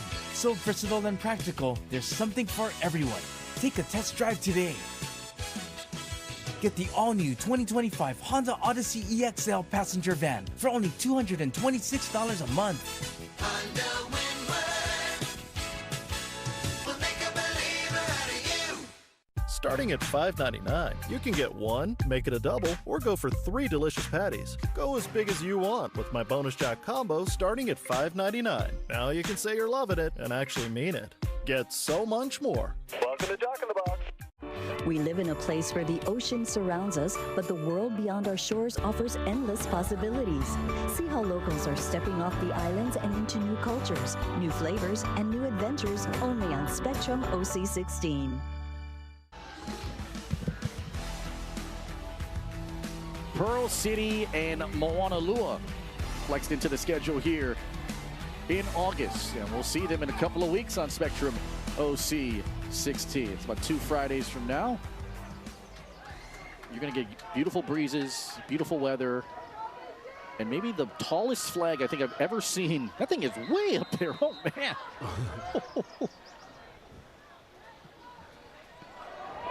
Alo opens the second quarter. A stiff arm to get by the first wave, and Alo takes on 4 Crusaders, led by Trent Lapule. Finally make the stop. Back to the big line, no gain.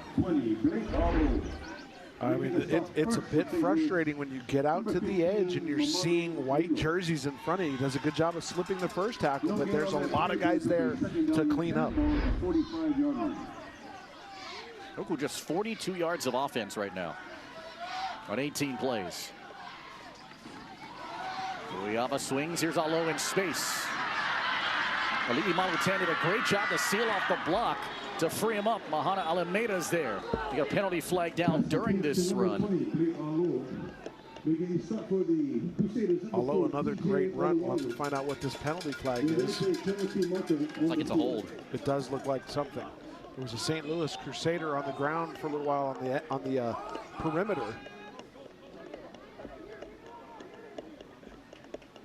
He might be on that receiver screen here. Or the receiver block, I should say. And Ali'i Malutan was sealing that off on that swing out play.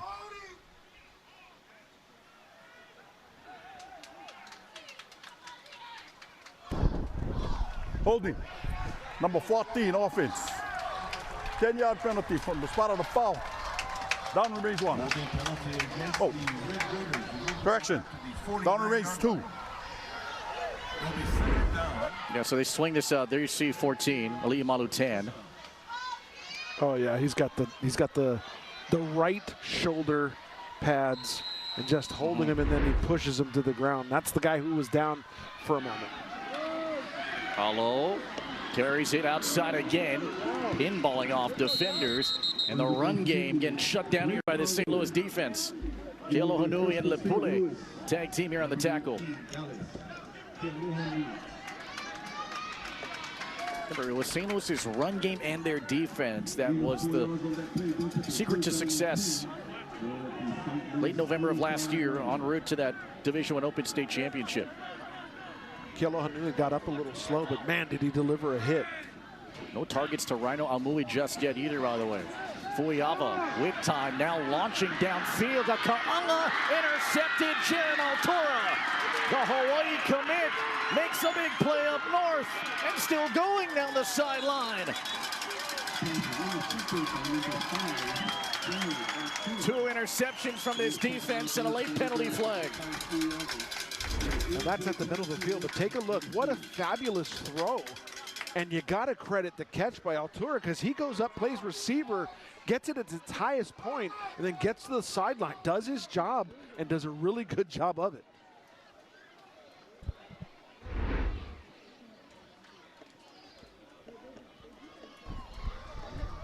Dead ball. Personal foul. Number 10. Doing the return. 15-yard penalty. Results first down. Personal foul penalty on Rocco against Malaki. St. Louis. It was after the interception. Jaron Altura is a stud. Just went up there at the apex, pulled it in, and this defense has forced 2 turnovers already. Well, you know, there's something to be said about getting that ball back from your defense. Of course, you don't want to commit a penalty on that return, but they've got the ball. That's exactly what this defense needed to do. And now a new quarterback. Manoa Lopes in here for his first series this evening. A lot of questions when we'd see him. And the Cal commit, after sitting out the first quarter, this was by design, according to the offensive assistants. Draw play here. There it goes for Matuma Afala, right through the middle. I'll tell you what, I know it wasn't much of a play fake, but when you can get your eyes up to make it look like you're about to drop back for a pass and then hand it off, that is a fantastic job by Lopes. Take a look at this again. We'll see it on the handoff.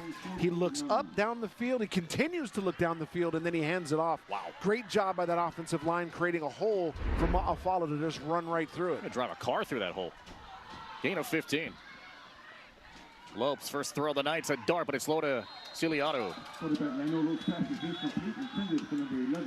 Hit the ground incomplete. You know, all the momentum built up here by St. Louis, but then you look at the scoreboard, only 6-0. Let's put more pressure on this Kahuku defense to do something, but St. Louis has survived every single wave here so far and really kind of controlling the tempo so here in this first 14 minutes of the game now. So Lopes, who had 5 games of 200 or more passing yards last year, 68% completion rate. He played here 2 years ago as a JV member. Was going to be a quarterback. They moved him over to receiver. And coming across is Siale Reed. It's difficult. You've got a lot of things going on. You've got a receiver going in motion, but wow, so they're saying this is against St. Louis. That was at the right side of that line that made that movement first, which caused Reed to go across. If Reed went on his own, it's on him. Well, the St. Louis crowd is in front of us. They are not happy with the call at all.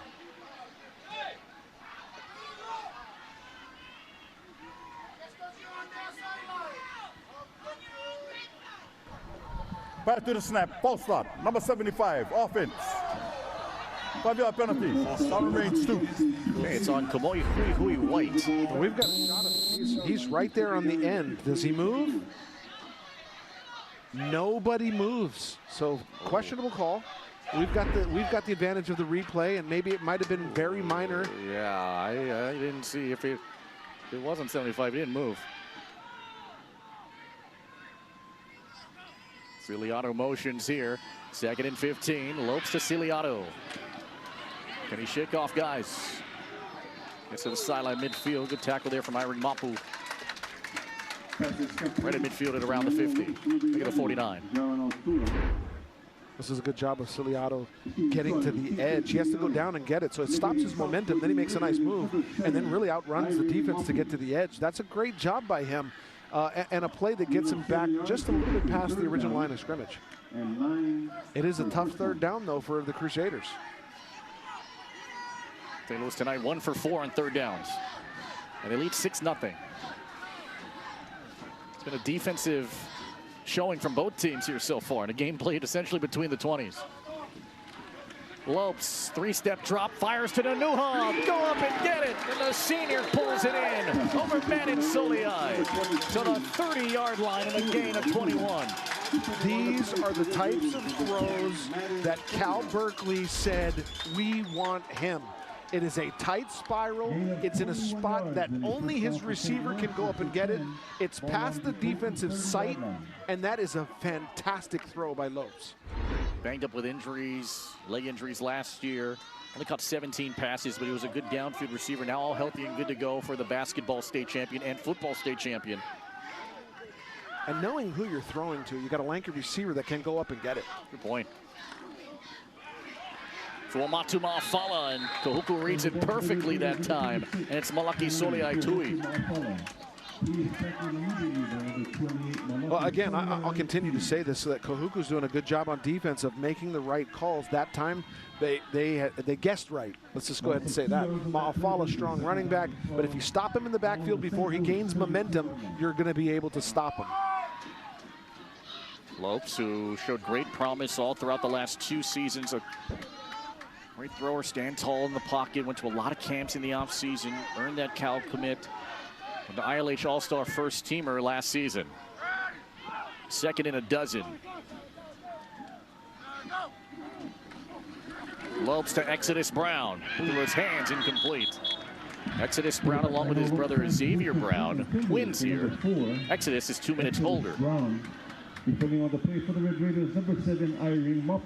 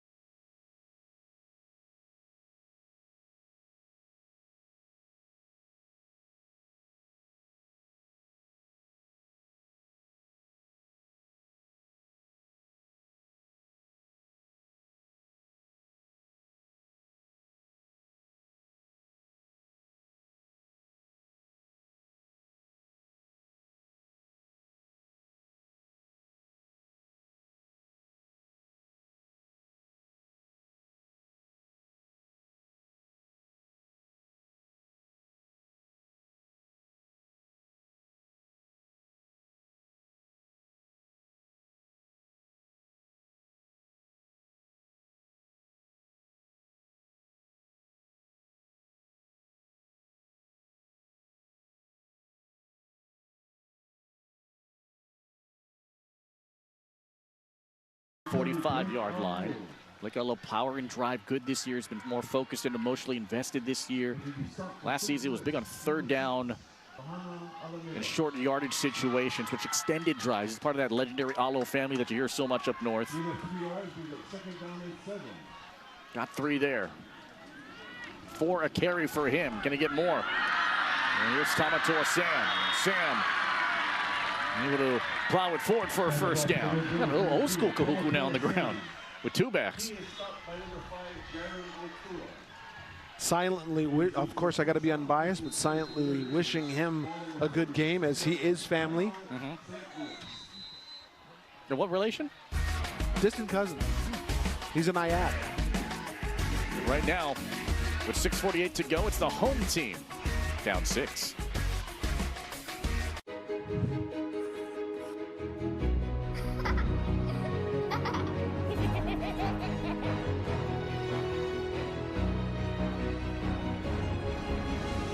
I love Simon. Me too. Thank you. And I love fried chicken, chili, french fries, spaghetti, fries. Here's a limited time offer just for you. Get a free regular soft drink when you buy a regular Korean fried chicken plate at takeout or online. Jump on this deal now till August 31st, only at Zippy's. Arcadia take care of the residents well and also the employees. I feel great because I'm able to share my knowledge. I enjoy working here because of the residents. They're welcoming, they make me feel at home. My bosses are great, they work with you. I mean, I really like working here. I started working for 15 Crayside as a housekeeping staff, and now I'm a CNA. That feeling that you can make a big difference in someone's life, for me, it's the most meaningful work I've ever done in my whole life. Friday, the young Chargers are stampeding out east, ready for a clash with the Cougars. Pearl City, Kaiser, OA football only on OC 16, exclusively on Spectrum. Back here, Carlton E. Weimer Field with John Maneri and Jimmy Bender, Felipe Ojastro. 6-0. State champs on top, St. Louis. Kahuku's ground game kind of turning it on a bit now. Toa Sam's the back. And Toa Sam, after giving Kahuku the last first down, sifting and weaving and carving through Lamesit Gora. Finally slows him down and a penalty flag down. Kona Asedillo helps him on the tackle. Does a great job. I mean, you did a fantastic job of describing what he was doing, just cutting up and up the field, left and right, getting all the way for a nice gain. What's the penalty flag?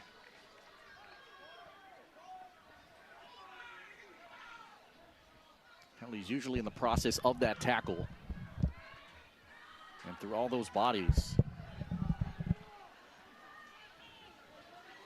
The 3 officials are going to try and discuss and sort this out.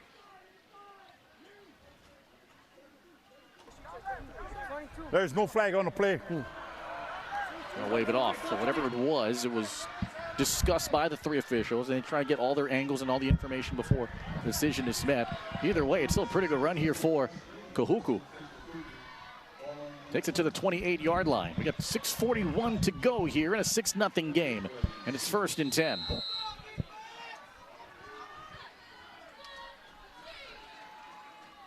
Extended handoff here to Sam. And Sam, he got popped forward and drilled back there by Kona Asedillo.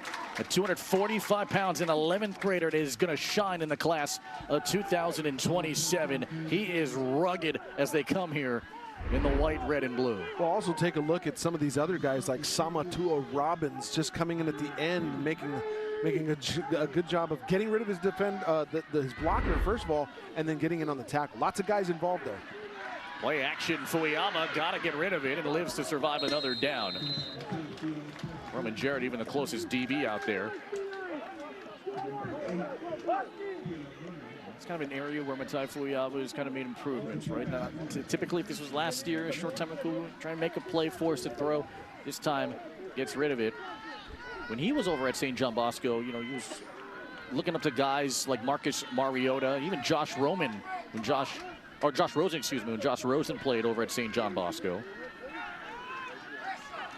Surrounded by a lot of guys that try and give him advice here. Here's Alo, who gets shut down. And now tries to keep it going, but forward progress is stopped. Mahana Alameda in on that first wave with 5:50 to go and a running clock.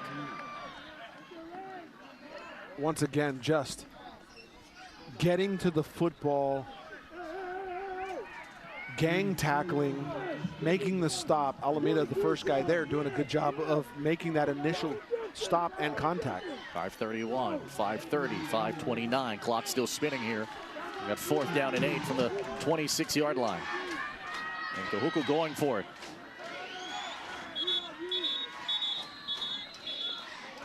But first, a timeout here by Kahuku. Interim head coach Mihoa Pule hoping that this turns out to be a drive extender. Right now needs something going. This Spectrum OC16 sports presentation is sponsored by your Hawaii Honda dealers.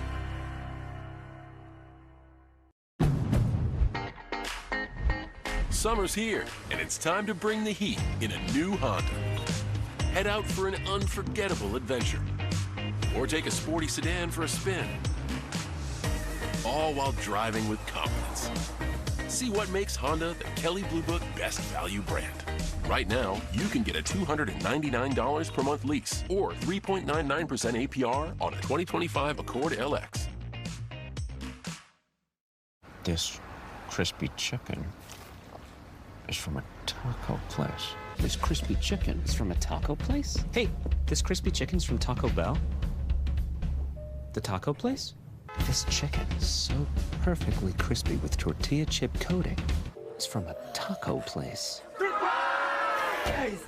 What? It comes in a burrito, too? From your taco place, it's also a chicken place that's also a taco place. Second period here.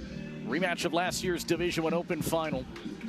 And Kahuku with 4th down and 8 to go. Tai Fuiava's gone 4 for 12 for 17 yards. His longest completion was just 6 yards. Red Raiders looking for something, anything, to spark their offense. 4 in the pattern. Fuiava, the throw, it is incomplete. Shy of Bodie Ka'anga, covered by Jaron Altura. And St. Louis's defense gives him the ball back. This is unfortunate because he had an open receiver who ran the perfect route past the line to gain. Even a comeback would have kept him past that first down marker, but a low throw was what did them in. And St. Louis, their touchdown coming off a pick 6. Raja Bellaris. Other than that, St. Louis has had difficulties trying to convert down late. They have 114 yards of offense, running 9 fewer plays than the Red Raiders. Lopes is back out for his second series. Fuamatu Ma'afala. Oh, and Solia gave him the shot, gain of 8. You got a 210-pound 10th grader run at you. There's not a lot of things you can do. It's like go low. Yeah. Man alive. When that run game last season was nearly 50-50 in terms of their rush and pass yards a year ago. That was around 165 rush yards. Among the best within the league. Fuamatu Ma'afala. Hung on to by Talanoa Ely. First down here, St. Louis. For St. Louis won the toss and deferred, so they get the ball to start the third period. They're now trying to control the clock here in this second period.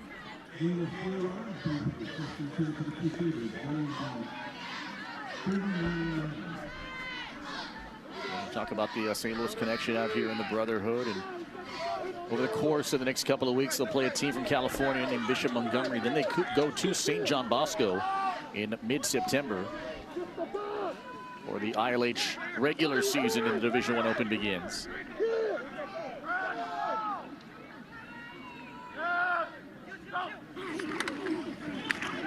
And here comes Costales-Torres. Isaac Costales-Torres, an 11th grader, first year in the varsity team. It's going to be a season of learning and growing and maturing. He gets his first touch after Brody Pololo makes the tackle. Another great job. I continue to say this, but this is a great job by Kahuku defense, keeping containment and getting to the outside. Want to quickly do a shout out. Is that all right? Yeah, of course. I want to send the Reed family is a long legacy out here at Kahuku. I want to say hello to Leroy, Dewey, Hartman, Tanawai, Little Dewey, Samson, Rocky. Just a bunch of guys that are die-hard fans. Tanawai watching from Atlanta. Oh, very nice. Right now. Hey, shut up. Those are rugged names, by the way. Rocky. I mean, yeah, right. So shout out to Tanawai. Shout out to Sam Choi. Right, Kahuku graduate too. Right, there's a Tupu Alualu, the 1990 St. Louis graduate who played college ball at Oregon and the University of Hawaii. Was a former Kalani Falcons youth football coach. He spent about a decade and a half as an assistant under the Lee brothers. He grew up in Mayor Wright's housing, dedicated last season to his Hanai mother, ended up winning that state championship. He was just full of emotion in Manoa.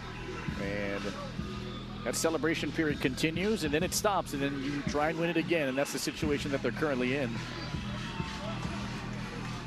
For a guy who played for the BC Lions and the Winnipeg Blue Bombers in the Canadian Football League.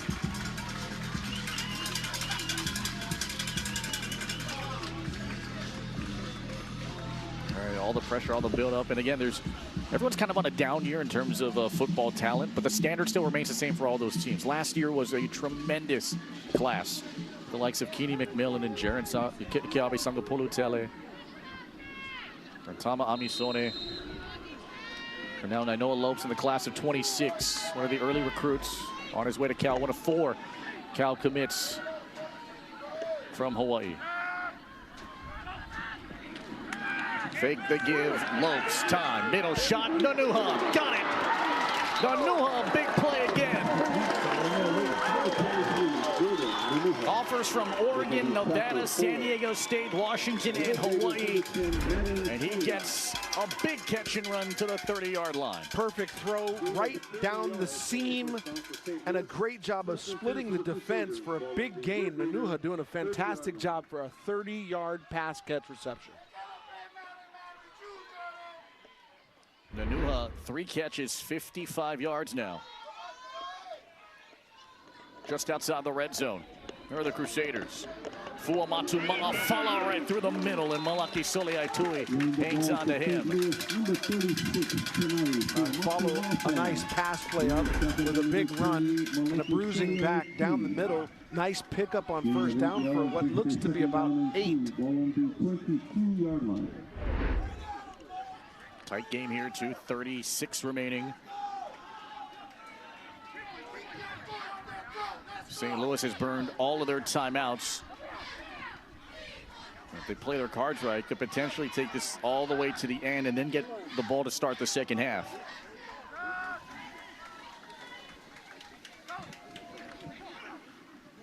Lopes fires, Ciliano, touchdown. Well, this is just typical St. Louis, running fantastic routes, putting your back on the outside defender, making sure you get into the seam, and then making sure you've got distance between yourself and the inside defender. That is a fantastic run route, that is, and a great pass by Lopes. And the 20th career touchdown pass for Nainoa Lopes. First offensive score of the game. And Wolf slides it through. And St. Louis is on top 13-0. And again, they relied on the 2 most veteran guys on this team that drive that in that field. Jordan Nanuha, the gain of 30, and Kingston Ciliato, who gets his first touchdown of the 25 season. This guy's route running is so sharp and laser focused and precise. He takes touchdowns, he takes ankles as well. I mean, this is exactly what I'm talking about. You keep that outside defender on your back, but you give yourself some space with the inside defender. It's a perfect seam route, and it was run to perfection. And they're going to miss him when he graduates. And only the beginning here for Kingston Ciliato. He's been pretty much a starter his entire high school career. Look at that shot. That is an amazing shot right there. It's actually a shot of the top of a corn dog. Stop doing that. I'm hungry. Back deep for the Red Raiders. It is just about time to grind. It's beautiful up here. And Nainoa Lopes, career TD number 20, as we mentioned, was in the top 5 in pass yards a season ago.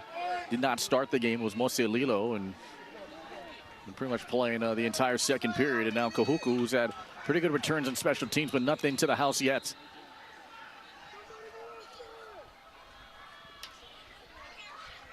And the offense a little stagnant, too.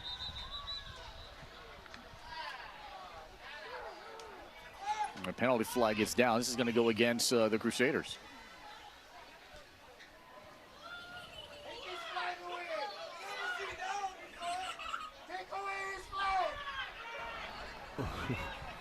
Delay of game. Penalties against St. Louis. You don't see a delay of game on a kickoff very often. Yeah. Usually it's 25 seconds as well.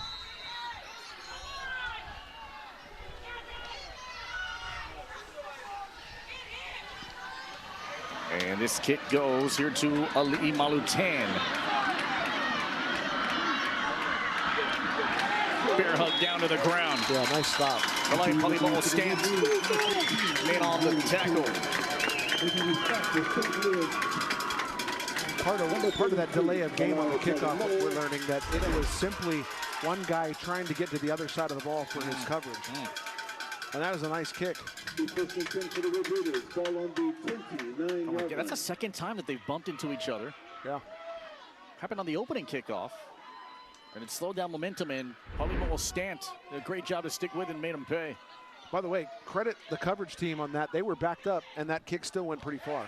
Toa Sam, that door shut quick. Plugged up, Ricky Li'i and Rocco Malaki. You're starting to get that feeling that that Kahuku can't seem to find its footing here on its home turf, and that St. Louis has done more to get things done. I mean, I know that it's still very close, but so far, less mistakes have been made by St. Louis. And a keep here for Fuyava, and he gets crunched.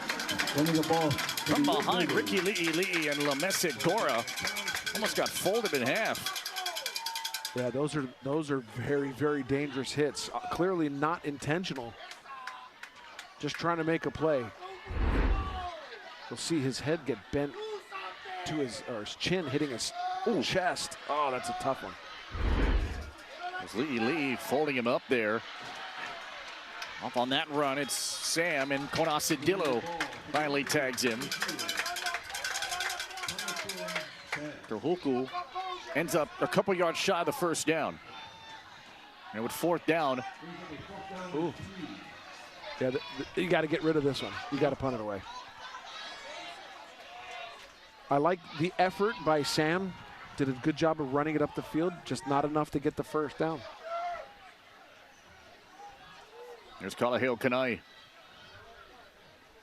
Nobody back deep to return this one.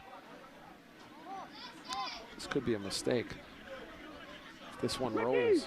The play clock is inside of 10. Now it's at 5, which should take it around 16 seconds. Kalaheo Kanai, good flopping punt. This one goes deep. Inside the 20.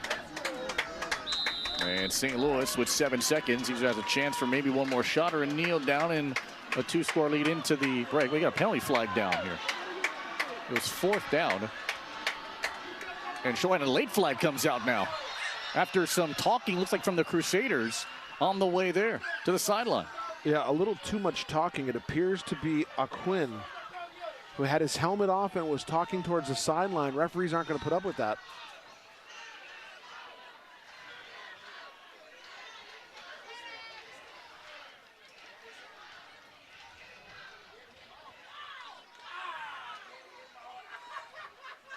After they sort all this out, the ball is spotted around the 18-yard line. for now.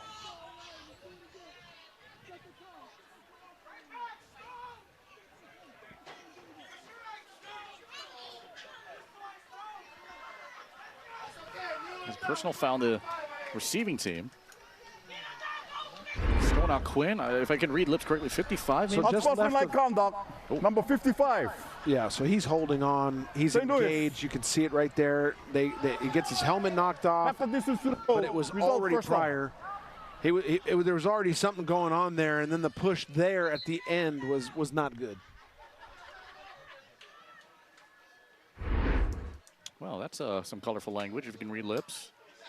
And remember, that's unsportsmanlike on him. One more, if he gets another, then he's gone. Well, this is a guy they need on the field. Yeah. So you can't make mistakes like that. You can't let your tempers flare. But I mean, he was trying to make a hit, and it's always that second flagrant push or shove or hit that gets you caught.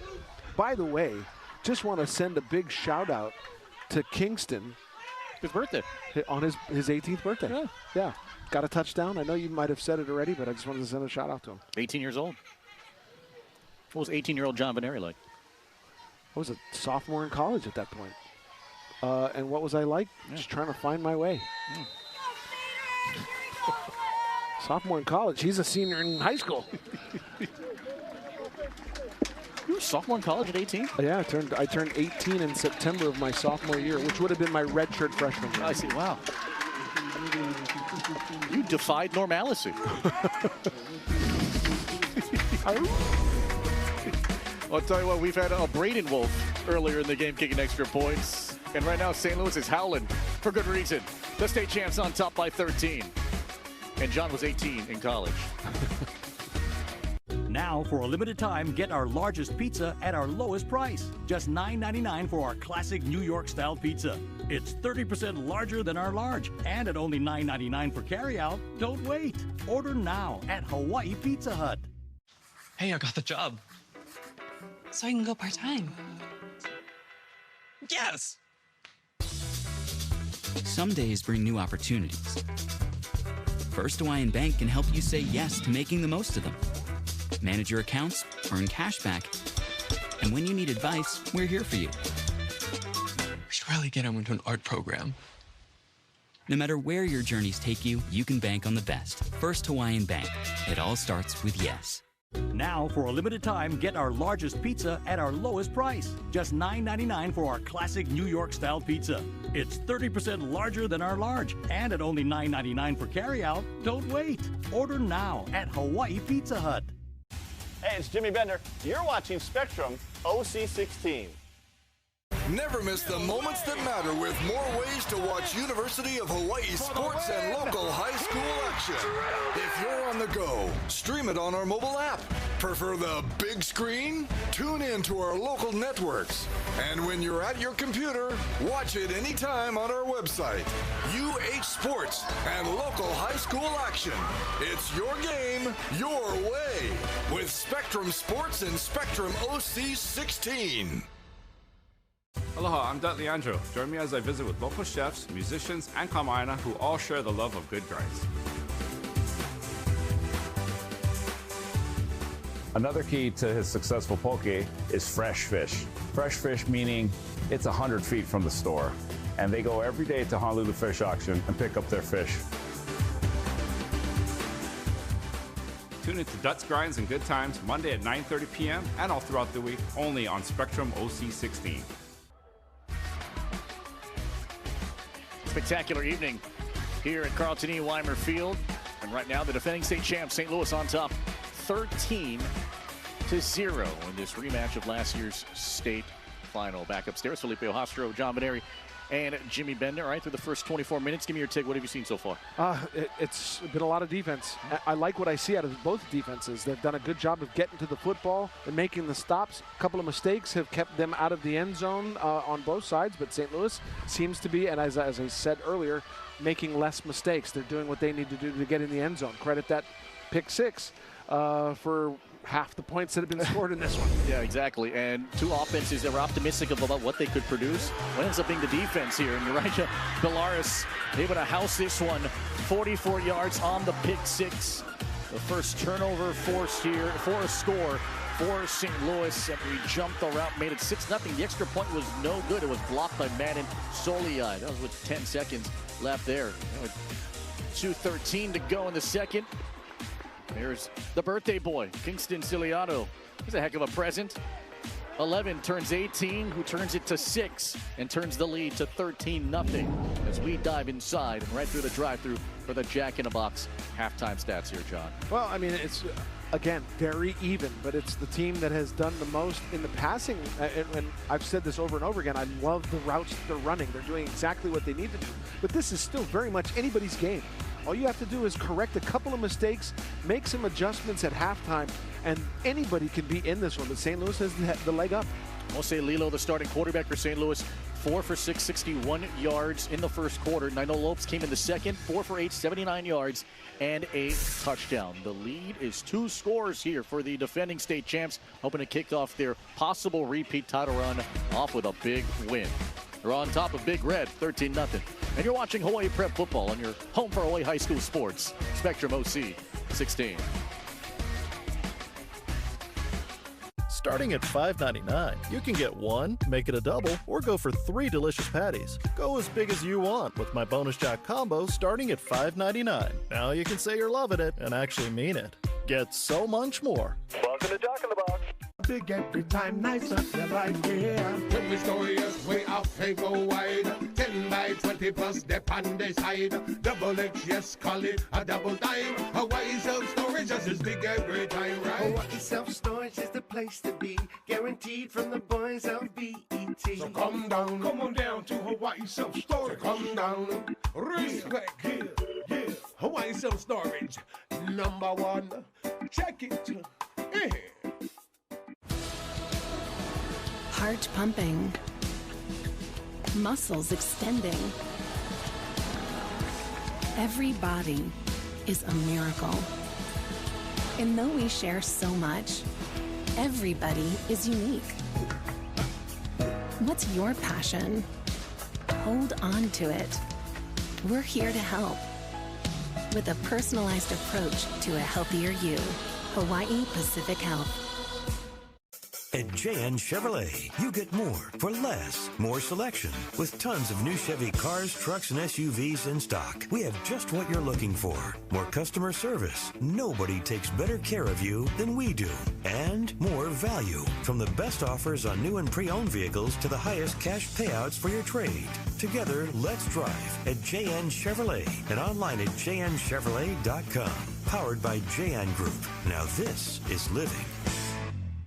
Starting at $5.99, you can get 1, make it a double, or go for 3 delicious patties. Go as big as you want with my Bonus Jack combo starting at $5.99. Now you can say you're loving it and actually mean it. Get so much more. Welcome to Jack in the Box. John, at the top of the show, you talked about who's going to fill in Titan Lackett shoes, and we had mentioned Kingston Ciliano, and here's a guy that just finds the soft spots of the defense. He's made Kahuku's defense pay. Well, I'll tell you what, a birthday present would be a win. I'm pretty sure he doesn't care about the touchdown as long as this team, as long as he helps his team win. He's done a fantastic job of running routes with either quarterback, and so you know he's in the groove here for this St. Louis offense.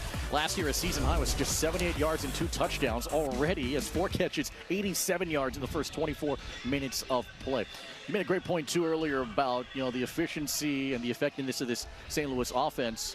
But it's been silenced a little bit here by the Kahuku defense in what could be a much larger lead here for the Crusaders. But Kahuku's defense doing enough to at least keep this St. Louis lead manageable here over the next 2 quarters. Well, they've certainly kept them in it. It's that, the difference, really the big difference is the pick 6 by St. Louis's defense. And so the Kahuku defense has done a good job of getting to the quarterback, making the stops behind the line of scrimmage, and swarming to the ball, because when there is a stop behind the line of scrimmage, they're at least getting to the football and getting there in numbers. Kahuku has the advantage in sacks and tackles for loss with 2 sacks and 4 tackles for loss. But right now, St. Louis leads in the most important statistical category, and that's what's on the scoreboard. It's 13-0 here at the half here at Carlton E. Weimer Field. More from up north when you come back. 13-0 STL.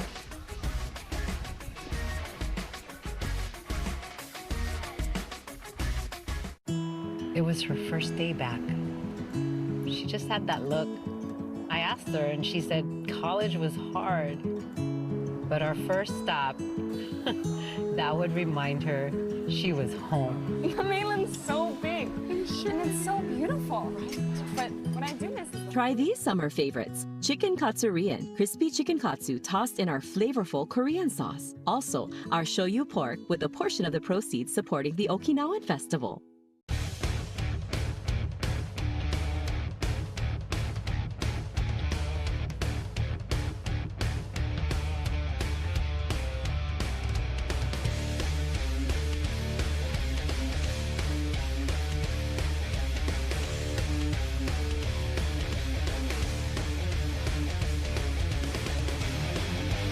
Mike's Engraving and Trophies, the official provider for Spectrum OC16 and Spectrum XCast.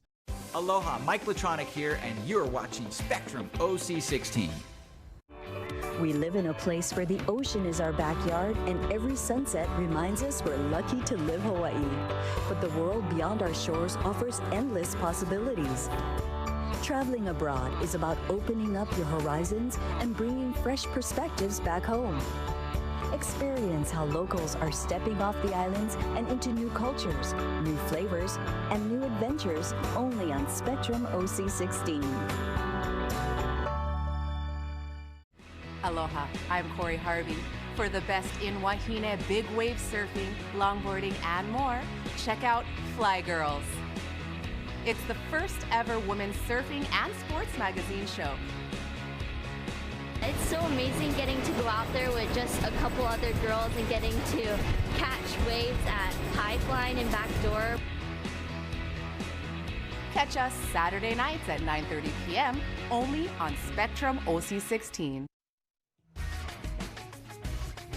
Well, the scoreboard says it's a 13-0 lead for the guests versus the home team. Yeah, St. Louis over Kahuku here in Kahuku, talking to Nihoa Pule, the interim head coach for the Red Raiders at the half, about what they need to do. The defense is what he preached at the beginning, and he's happy with what they've done. They've only given up the one touchdown. That offense needs to get rolling, but what he said is he's not concerned. They're not really going to change up anything because it really is just a matter of the connection. Quarterback has the time. The receivers are running the routes. They're just not connecting right now. If they can get that going, he feels like they can get back into this game. We will return for the second half between St. Louis and Kahuku. It's always a fun one between these two. And we'll be right back here on Spectrum OC16.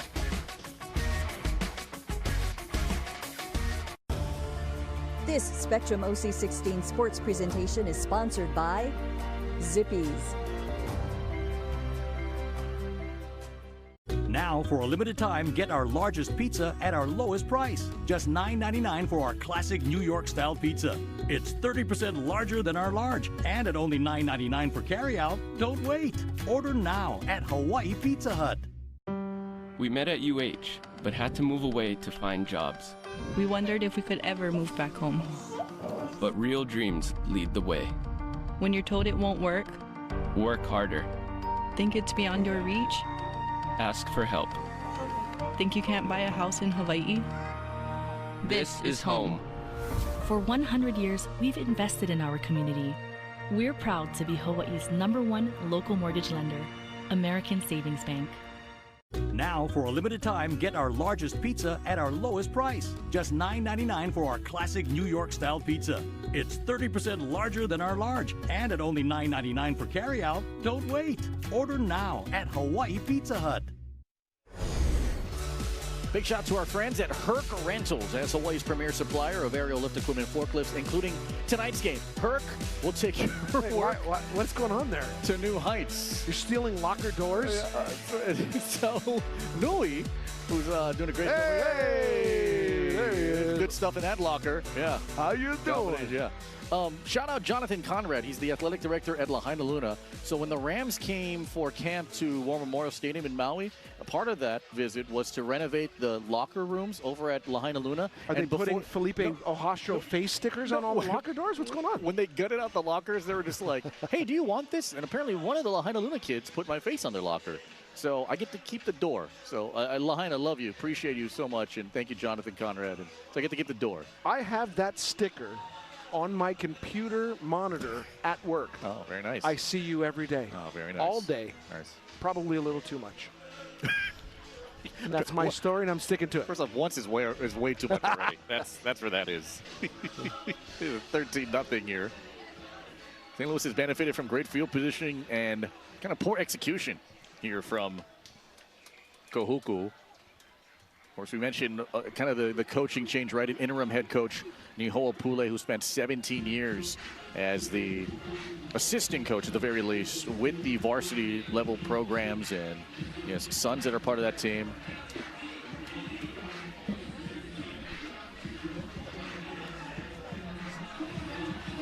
Would you be mad if you walked by a locker with your sticker face on the locker and there was a mustache on it?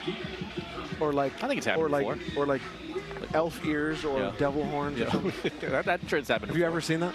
No, I have not. Oh, that's good. Yeah, thanks for putting it out there in the world now. Yeah, it's Tupu. There's Nihoa Pule. Pule said, it's just kind of business as usual. Get back to normalcy with this group. And the transition from starting Carvalho to him and his staff, because pretty much the entire staff is intact, and then they added on within the last couple of years. Brian Derby, probably the best offensive line coach, I think, like for the entire state, not just a specific team. Oh, absolutely. And he's coached up a lot of kids. And David Stan as well, the offensive coordinator. They knew it was going to be a challenge here this evening. Both guys, by the way, coaching overseas and loving the fact that they're coaching together here. In Japan. Yeah. But coming back here and coaching again together, they're loving it. Which is funny because they coached against each other in Japan. Mm-hmm. And when you ask who won more games against each other, you'll get two different answers depending on who you ask. That's the pride factor. Fully understands the pressure. He thrives in pressure too. And he's a very chill and calm guy if you ever get to talk to him too. He knows that this is going to be a long season if you get all the way to the end in the state final on December 5th. I mean, he has been here a long time. And so he knows the traditions. He knows the athletes. He knows what they can and cannot do.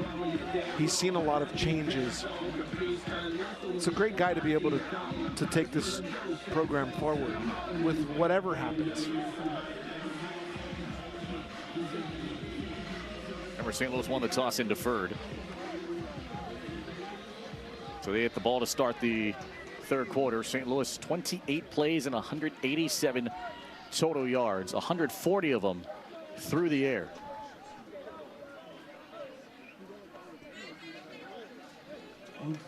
You see the birthday boy, Kingston Ciliano.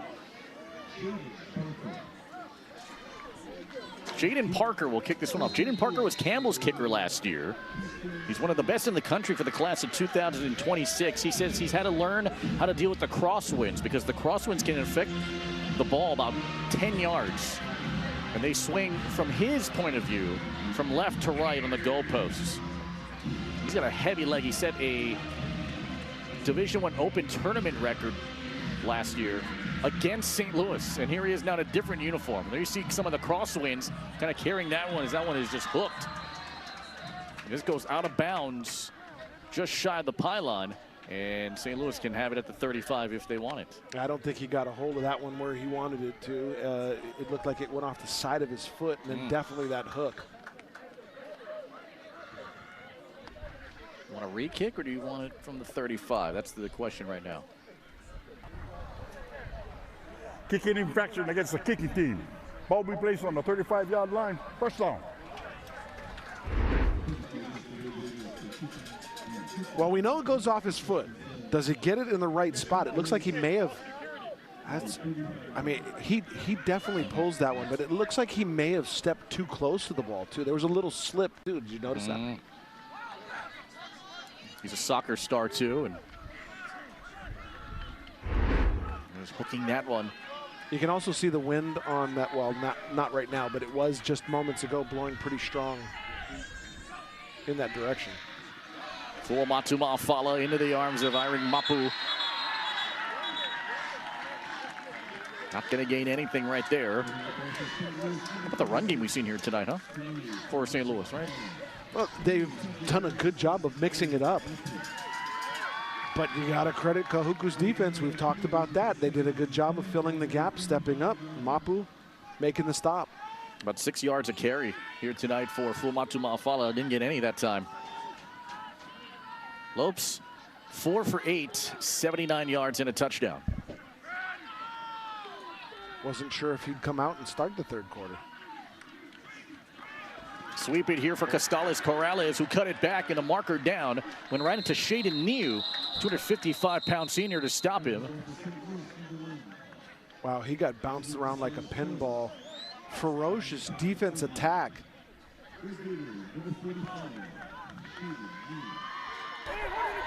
Holding 61 offense. 10 yards from the previous spot. Repeat second down. I'm going to take the yardage as opposed to the down, so they'll make it second and long. Well, you saw 61. He's to the left of your screen. I didn't see a hold, but he did jump on a defender. And Talanoili forced this ball out, and it was hopped on eventually by Ellis Navarez. Not sure I saw a hold there. May have happened prior to what we caught on a replay. A pretty good defensive start now for the Red Raiders here to begin the quarter. St. Louis has found a way to counteract it, though, especially in that first half. Fake the give, Lopes middle again, and there's Costales Torres to hang on after the hit from Manin Soliai. So they get the penalty yard back and then some. The penalty yards back and then some to the 40-yard line. This is a really good throw. It's into a crowded area, but you got to credit the receiver for making the catch. He knows he's going to get hit. He's not looking upfield. He's turned back towards the quarterback. So to have that wherewithal to make the catch and know you're going to get hit, good job. First catch of the night for him, a gain of 15, and it's 3rd and 5. Lopes, as we mentioned, who played for Kahuku on the JV team his freshman year, transferred over to St. Louis, had to sit out that sophomore year because of ILH transfer rules, helped lead into the state final his junior year last season. And now the senior Cal commit, trying to extend the drive, 3rd and 5. Fuamatu Ma'afala gets gobbled up there by Malaki Soliai Tui. A loss of 1. They led the first half with 6 tackles for the Red Raiders.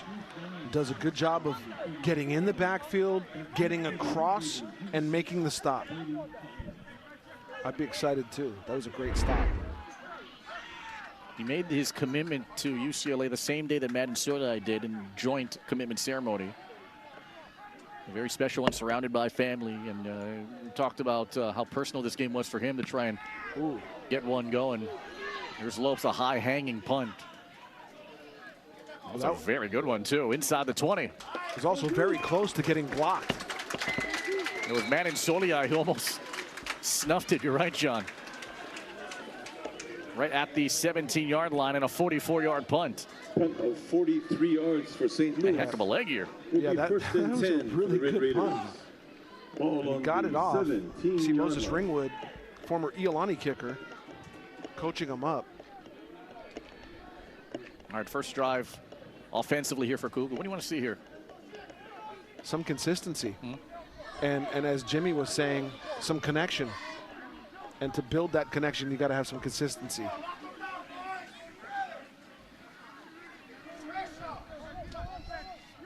Matai Fuiava, 4 for 13, 17 yards and 2 picks. Sam motions out, the short throw to Kale Lerner, and Lerner incomplete, couldn't squeeze it in. You gotta bring those in. Those are gimme catches. Those are easy, high percentage passes. You gotta make that catch. He literally just let that come through. You gotta go out with your hands and make that catch. And unfortunately right now we're looking at a Crusader down on the field. Cramps? You can only hope. You never want to see anybody. Well, the trainers are laughing and smiling, so it's a good sign. Yeah, they're holding up both his legs. I mean, it's a double whammy. He's getting cramps on both legs. You know, there's a breeze blowing through, but it was humid earlier. Yeah. What's the John Veneri life hack to handle cramps? Stay hydrated, but not enough that you have to run in at halftime to use the restroom, or just enough to sweat out what you drink.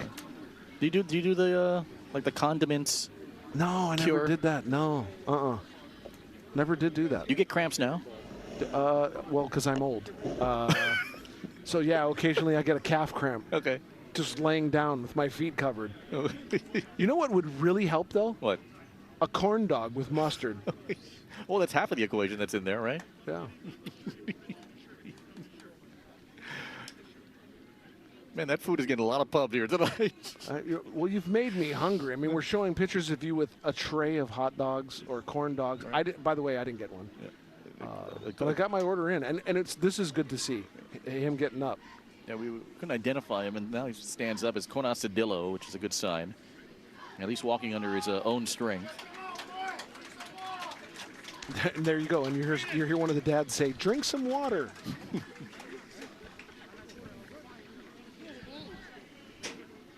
Yeah, Kahuku kind of expanding their playbook and adjusting it. And they said it was going to take some time to adjust. Well, it's not easy when you're backed up this far into the shadow of your own end zone.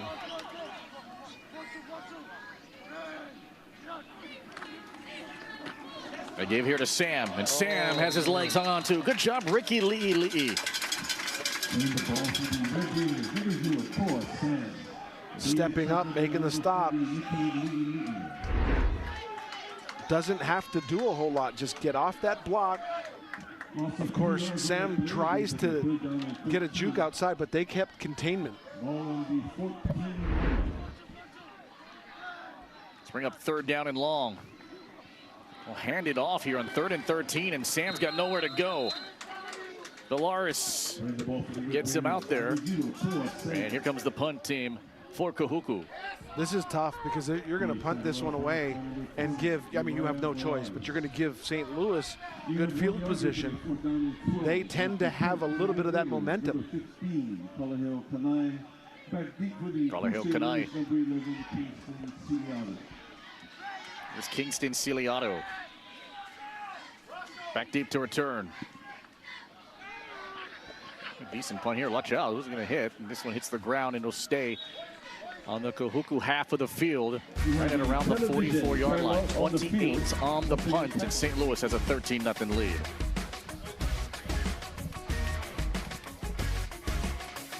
While they munch on Popeye's Crunch, Dante dreams away, missing out on all these new Louisiana flavor-rated wraps. Don't be like Dante. Love that chicken from Popeyes. Summer's here, and it's time to bring the heat in a new Honda. Head out for an unforgettable adventure, or take a sporty sedan for a spin, all while driving with confidence. See what makes Honda the Kelley Blue Book Best Value brand. Right now, you can get a $299 per month lease or 3.99% APR on a 2025 Accord LX. While they munch on Popeye's Crunch, Dante dreams away, missing out on all these new Louisiana flavor-rated wraps. Don't be like Dante. Love that chicken from Popeyes.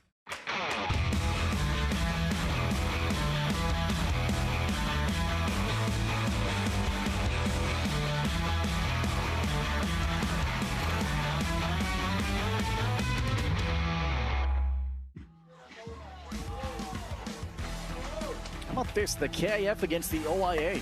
Right, we're at West Kauai and the Waianae Coast. Waianae and Waimea comes your way a couple Saturdays from now on Spectrum OC 16. Congratulations, Vince Nihipali. Good win last night on Spectrum XCast over Lahaina Luna by 3 scores and a classy showing. Advertising as a readout after the couple-year anniversary of the Maui wildfires, honoring them and supporting them. Well done, Waianae.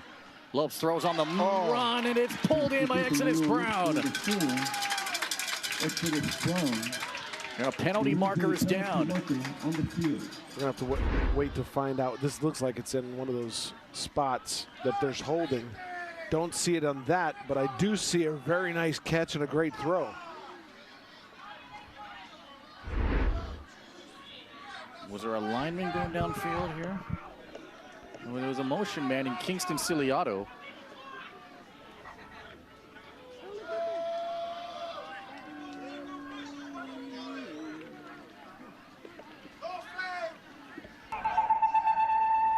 Illegal motion. Number 11, offense, 5-yard penalty. You play first down. Yeah, Kingston Ciliato, he might have shaved the line, if you will. When he runs and in motion, his body's actually propelling him forward in a direction off that snap, which is what's called shaving the line. And so right off that snap, he's illegally moving forward and thus pushes it back 5 yards. 8 minutes here to go.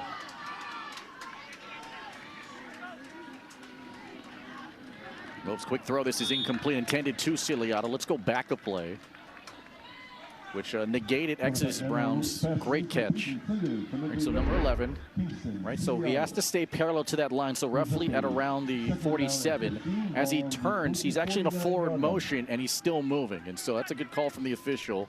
Let the play come and complete itself. And finally pulled it back. Good call from the officials. Completely legal in arena football. It's true. And in Canada, you're right. I'm saying you're right to Dave as if our listeners heard him. And you're saying Dave as if everyone knows at home who Dave is. Exactly, our producer. Here's Ciliato. I'm having a conversation with somebody, with everybody that can't hear him. That's right, yeah. It's okay. Well, you've always had voices in your head. I do. And they tend to be always Dave. 7:50 here to go, and Ciliato makes the catch. They bring up 3rd and long. Third down and 11, ball on the 45. Throws a decent ball, and right now he's connected on 6 of his 11 throws, 98 yards. And a 13-0 Crusader lead. Another big down for both teams here. Tough spot. Right at midfield. Xavier Brown now motions. Lopes throws the other way. Nanuha wouldn't turn around. And Brody Palolo was the guy guarding him in coverage. Trips coverage and deep coverage. And I think Lopes was trying to get it to the underneath that. Little miscommunication with the route running there. But had that been completed, he still would have been shy of the first down. So you can kind of see what the receiver was doing here. He wanted to get down the sideline, stay away from the inside coverage, and beat a guy one-on-one. He's a pretty good guy to throw to, too, right? He's done it already, yeah. 3 catches, 55 yards. Couldn't convert there, though. Lopes' last punt went 44 yards.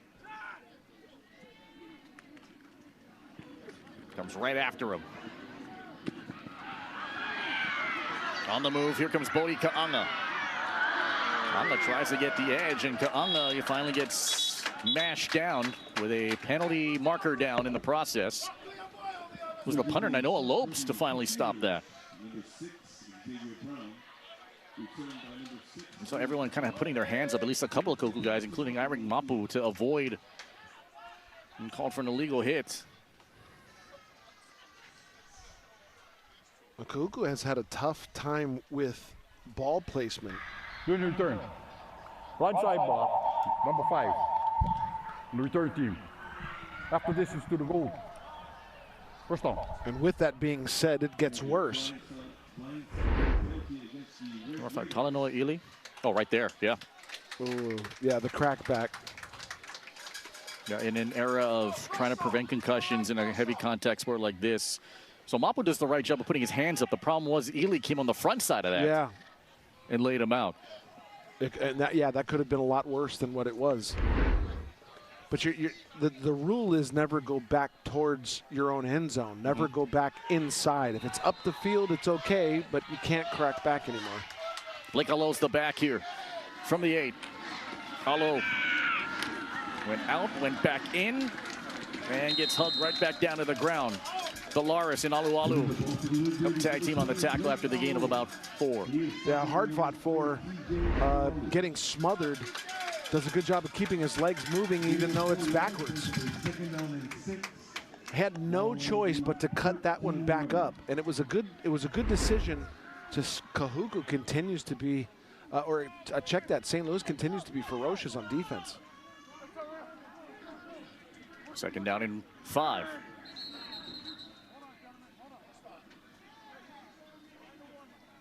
This whistle came from the umpire. Not quite sure who he's pointing at. There's an equipment issue here.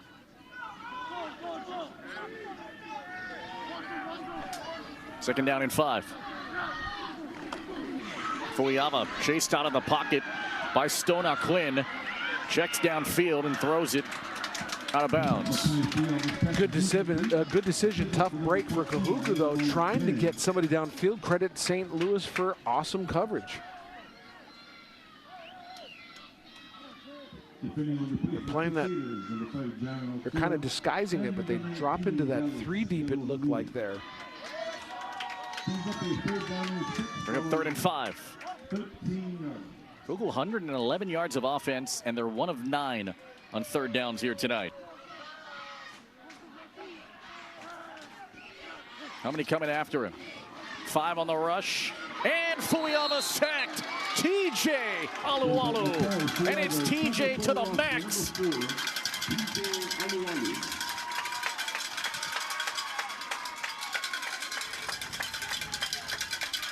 Gets the sack.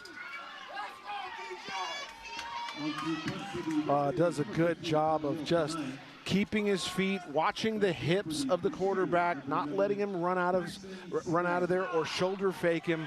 That is a good tackle. St. Louis continues to play awesome defense. What a play. Had 1 sack last year against the Sabres and racking up tackles in that sack. Kahuku with a personnel adjustment, missing 1 guy. They would have been short. Now, Lee Malutan was kind of late running onto the field, would have been the 11th, but the play clock was winding down. And to avoid the penalty yardage, Kahuku takes time. We live in a place where the flavors tell our story. We're more than just islanders, we're foodies, always chasing bold flavors from around the world for the next great bite. If you're hungry for more, join us for a tasty adventure on Spectrum OC16. Aloha, I'm Merlinda Garma. Dive into Hawaii Skin Diver, where we showcase the adventures of Hawaii's spear fishermen in many exotic destinations around the world.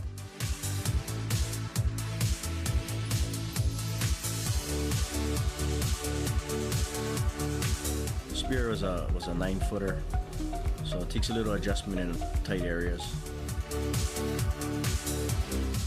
Weeknights at 7:30 p.m. only on Spectrum OC16.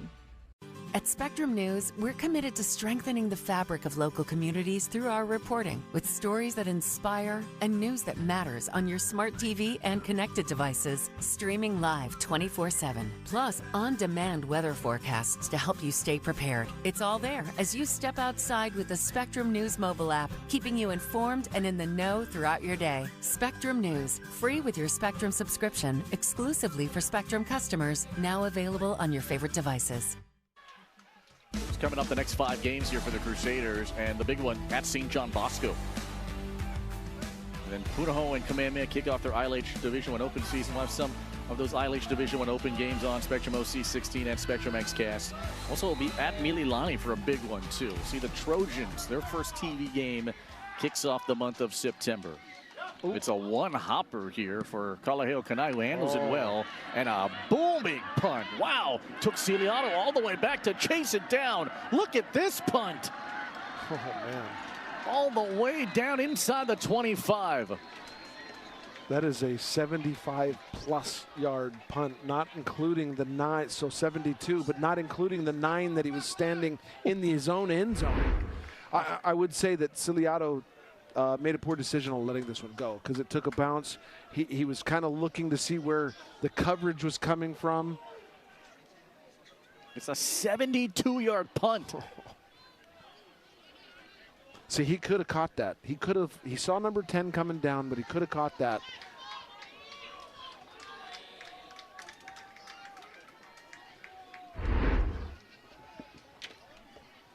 And arguably, the best play Kahuku's had here tonight. And it came on a punt. Points at a premium for the red team. Defense continuing to dominate here for the blue team. And here comes Fuamatu Ma'afala as Joe Tulele makes a tackle. Inching his way up the field, carving out another good gain on first down, and get 5 on first. That's a win. Yeah, there you go. I mean, it seems like they're listening. Parents are saying chip away, and that's exactly what he's doing. 9 carries, 47 yards. Hopes has really kind of stabilized this team since he entered the game in the second quarter.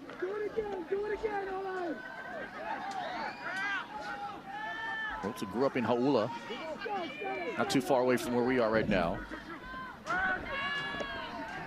Brings up 2nd and 5. Quick throw and pulled in by Jordan Nanuha. His 4th catch of the night after Teave Crawford tags him. Good for a first down. Just past the 35 for a gain of 8. The average football fan would say, oh, that was a low pass. But what you don't see is the safety stepping up and him getting on that quick slant. That is a perfectly placed ball.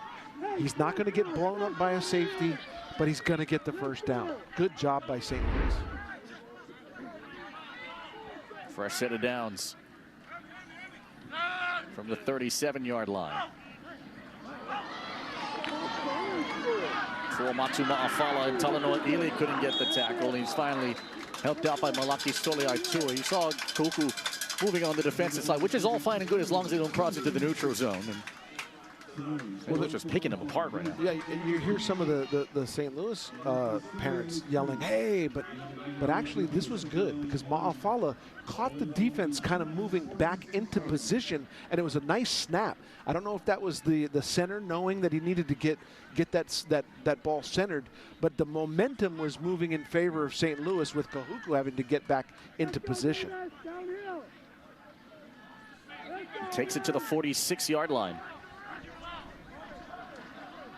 It's kind of a very controlled level of play from the Crusaders since the first score of the game. Flip forward, Kingsley Ciliato wrestled down to the logo. Good for a first down, and the chains move again. Here for the Crusaders, just their 9th first down of the game. Nice play. Looked like it may have been stopped for a second in the backfield, but good blocking right there by the offensive line. Ciliato slippery and kind of cuts up field in a quick move and gets that first. Look at Kamoi Hui White on 6'5", 330, that offensive line. There you go. That's exactly the guy that I was talking about. With a nice block, he boxed out his defender and made a gap for Ciliato to slip through. For blocking that guy. I mean, yeah, you're going to get moved. Yeah. Kind of paving the road here for the running backs. And Fuamatu Ma'afala in the bell cow here tonight. And a little too much time taken here, delay a game. Delay a game, offense. 5-yard penalty. First down.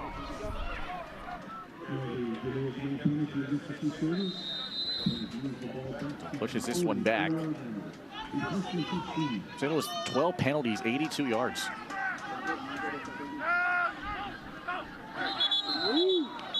Is this number 13? Yep, it's going to go back 5 more. Prior to the snap, false start. 5-0 offense, 5-yard penalty, down remains 1. It's on Davis Brown.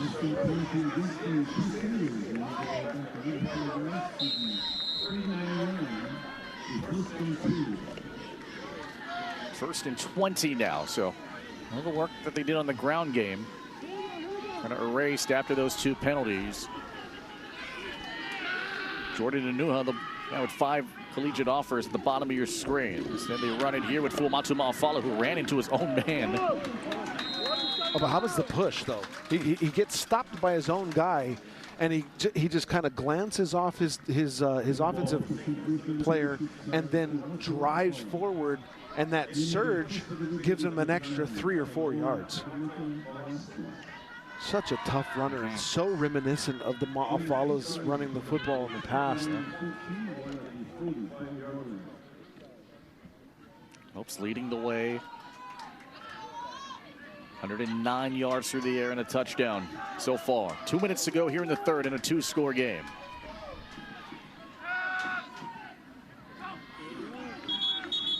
A flag down. Got a legal motion again. Oh, going to go false start. A little late with the whistle. Prior to the snap. False start, number 11, offense, 5-yard penalty, down the range 2. That came from the receiver, Kingston Ciliato.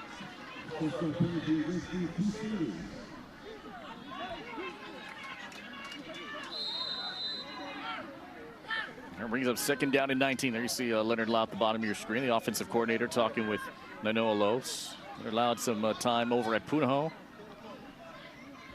I mean, his children, amazing athletes and people, right? Zeke Lau, the pro surfer, and then Sarah Lau. Unbelievable soccer player. Yeah. Some modeling, too. And daddy-daughter podcast. Yes, that's right. He's a podcaster now. Yeah. Look at that. Lopes steps up and now takes off. And gets hog-tied by Malaki Soliaitui. The team leader in tackles has his 9th tackle here this evening. Well, let's start with Lopes. This is a good decision to tuck it and run, and looks good when he first takes off. Here's the replay. Makes the decision to take it up. He sees that. He sees exactly what we're seeing. There's a nice big gap, but Soliaitui, his coverage speed, his closing distance is so quick that he's able to make that stop, and that is a very good play. Those two guys played with each other when they were at the Ko'olauloa Raiders. And so 2 guys that played youth football together, then share the field for a short time. Now opposite sides. Those 2 combined. 3rd down, Lopes middle. Ciliato got it. And he extends the drive with a 1st down. Reed and Myers make the tackle. But Kingston makes them pay again. This is typical run and shoot. You make a decision to run into a gap. You stay away from defenders. They've been doing it on the seam routes. This time he curls it in the middle, throttles down, and then makes a nice catch. Officials are discussing something. I didn't see a flag. Sideline warning. It is a sideline warning. So the catch and run stands here for Ciliato. And St. Louis converts a long 3rd down to the 39 and a gain of 19 for Ciliato. Again, just a fantastic job of finding the opening in that defense between 2 defenders. He throttles down and does a good job of catching it with his hands and then slips by to get the 1st. Is there blood here for Lopes? Might be the case. They're going to get Mose Leo in. So the official saw it, so he has to go out for a Leo. Oh, yeah, he is bleeding on that forearm. Yep. A lot. And so Lilo, who we haven't seen since the 1st quarter, 4 for 6 for 61 yards. If I had to guess, he was about a minute away from going in anyway. So the athletic trainers will patch up Nainoa Lopes. Lilo now has to hold the fort. Fuamatu Ma'afala. Oh, he tripped.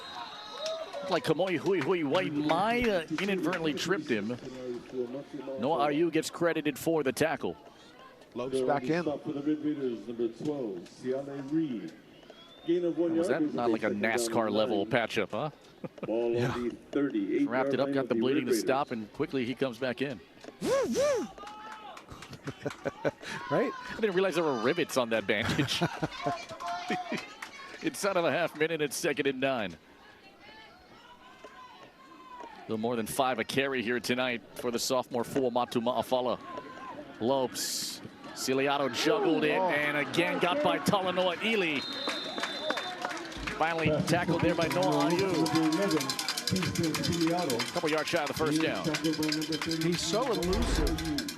I mean, right from the catch, he makes a guy miss. I don't know how he did that, but he just puts on the brakes and then gets upfield. So quick.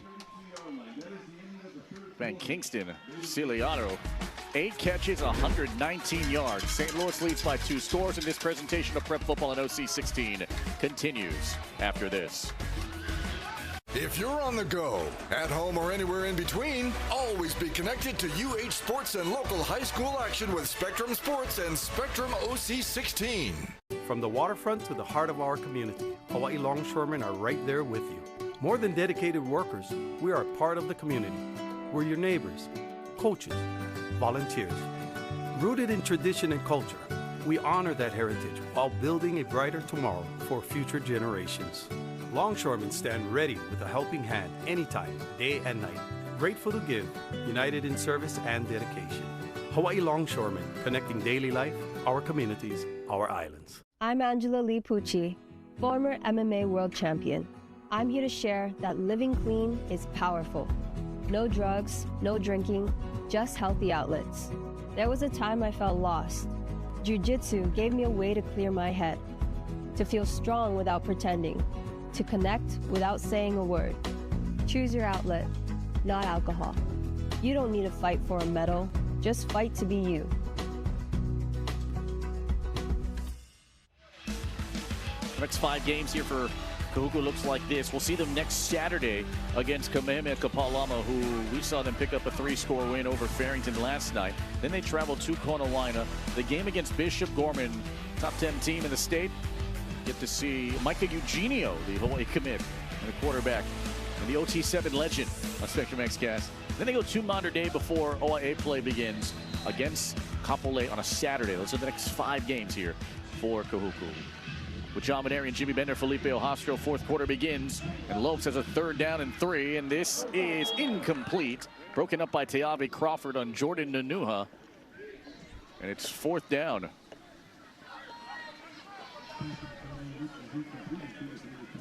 That'd be worth going for here if you're St. Louis.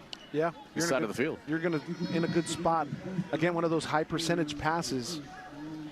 Just make sure that you make that break past the line to gain and then come back to the football. It's very important that they got to come back to it. Or do you take a shot at the end zone? We got the speedsters in this receiving core now on the field. And Lopes now fires. It is incomplete. That ball popped loose by Mapu. It was intended for Xavier Brown, and Kahuku gets the ball back with a penalty flag down. Had he held on, that would have been a 1st down. He ran a route past the line to gain. For now, it's a turnover on downs.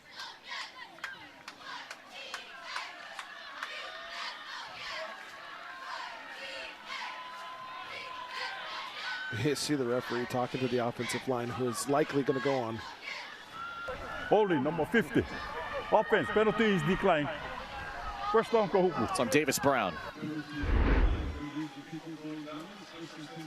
50, David. Yeah, I would say that's a hold. Oh, yeah, he's got his arm around him. Mapu breaks this one up. That right hand right there just swiping at Brown's hands.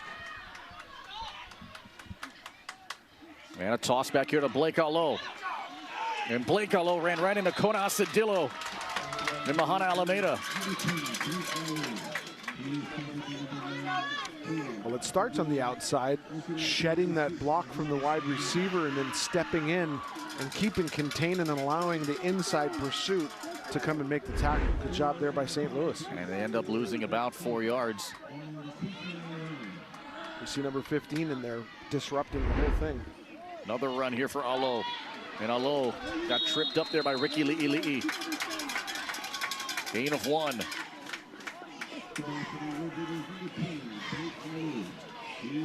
We're just trying to establish that run game right now. And again, they've only had 2 backs eligible here tonight. Their 3rd one is Isaiah Joaquin, ineligible due to injury. Rhino Almua, number 3. He's lined up on the right slot. Can't miss him at 262 pounds. They run it the other way to Alo. And Alo just can't get the edge because Roman Jarrett was right there. Good open field tackle, but Alo slows down when he gets to the outside instead of picking up a little bit of speed and momentum, whether to run over the defender or make a juke move. You'll see him throttle down right here and kind of absorb the hit. Good open field tackle. Kalaheo Kanai will punt it.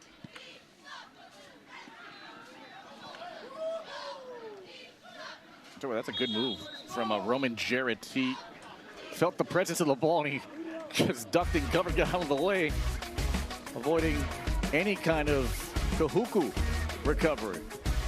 10-10, 13-0. While they munch on Popeye's Crunch, Dante dreams away, missing out on all these new Louisiana flavor-rated wraps. Don't be like Dante. Love that chicken from Popeyes. My grandpa had a lot to teach me growing up. Basic tools can get you pretty far. Work hard, but never force it. And sometimes, things just don't go as planned. He also taught me where to go if I ever get stuck, where he trusted a knowledgeable and helpful staff, where he knew he could find what he was looking for. And I've been coming back ever since. City Mill, your Kama'aina hardware stores. While they munch on Popeye's Crunch, Dante dreams away, missing out on all these new Louisiana flavor-rated wraps. Don't be like Dante. Love that chicken from Popeyes. Friday, the young Chargers are stampeding out east, ready for a clash with the Cougars. Pearl City, Kaiser, Hawaii football only on OC 16, exclusively on Spectrum. Cheer squad in the house here for St. Louis. Right, Sacred Hearts, essentially, right, making part of that, right, kind of their sister school right across the Kalaipahoku campus. Now Noah Lopes, pretty good work here so far, kind of controlling the tempo of the game. We mentioned that earlier, 10 of 18, 134 yards. Let's go. Clock control's been critical to St. Louis' success. They have one offensive touchdown, one defensive touchdown here tonight. Ciliato almost had to do the splits, and then he stayed up enough, but then the red wave came. It was Mapu to help finish it off after Malaki Soliaitui made the initial contact. Malaki Soliaitui was part of the late great Matt Funga's original Wolfpack. It was a speed and quickness program and an off-season training program. Malaki Soliaitui, 28 in the red and white. 10 tackles here tonight. Game high. Let's go, TV. Let's go, Jason. Second down and 8. Lopes again. Ciliato again. Look at Ciliato. I'm not sure if anybody's tackled him on the first attempt. Like an eel. Slipping by. Brody Pololo finally tags him. Yeah, he is very elusive. I like how much he moves around. And not only that, he protects the football when he makes those cuts. 122 yards. Let's go, Jason. Let's go, He only had 411 last year. He's got a little bit more than a quarter of that already here in game 1 of the season. Lopes against a 4-man rush. 2 Red Raiders tumble to free up space, and the throw over the middle was almost picked. It went off of Roxton Popa Hernandez, and Brody Pololo had a chance to maybe pick it up. The target was Popa Hernandez.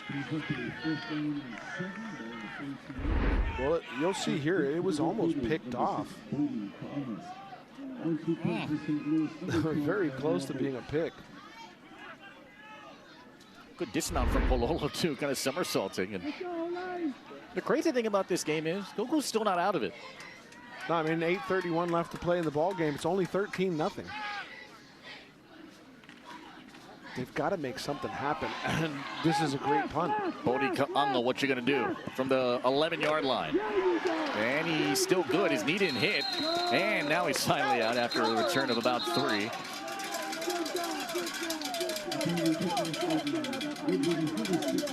Trying to make something happen. Good coverage by St. Louis. Sorry, keep cutting you off. Go ahead. Kamana Collins finally makes a tackle. Go ahead, say something. It's been tough. for Kahuku. I mean, yeah, play calling wise, trying to establish that run and puts more taxing jobs here on your offensive line, which offensive line coach Brian Derby had high hopes for this evening. And yet another time that an offense starts deep in their own territory. St. Louis's defense just has 1 sack here this evening. Fuyava throws, it's incomplete. Intended for Jonas Wong, couldn't squeeze it in. I think he knows that that should have been pulled in. And he's immediately removed. That quick slam could have gave them a few yards, maybe 5, before he gets hit. And more important, just give the team confidence.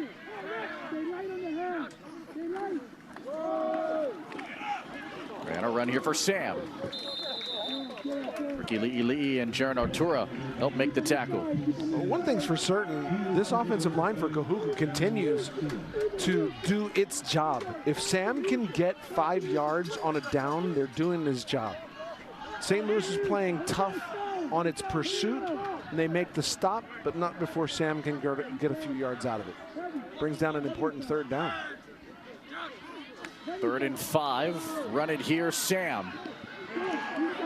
And Sam gets stuffed. Stone Aquin help move in the pile with Dallas Kealohanui and company. And right after allowing 5 yards, they take it right back by getting up the field, getting into the gaps again and keeping contained. I've said this over and over tonight, but they're doing a fantastic job of just moving up the field and getting that push back towards Kahuku. Kalaheo Kanai will punt this. Decent punt. High hanger in Kingston Ciliato gets it to 43, 37 on the punt. Starting off probably in one of the best spots they've had or seen in the second half.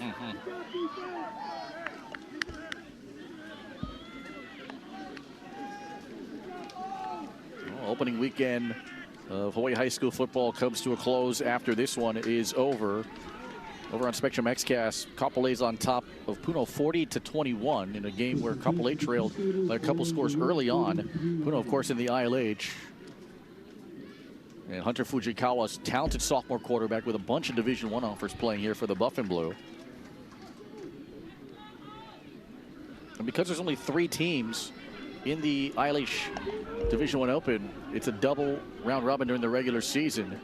And so those 4 games in league play are absolutely massive, especially with only 1 team from the league getting to the state tournament. Lopes pulls it and now takes off and runs, and right through is Tiave Crawford, the brother of Vika Crawford, who helped lead this Kahuku team to a state championship a few years ago. It's a great defensive play here from the 11th grader. Well, Lopes is on the right track initially. You'll see it here on the replay. He runs out to the right, but it's right there.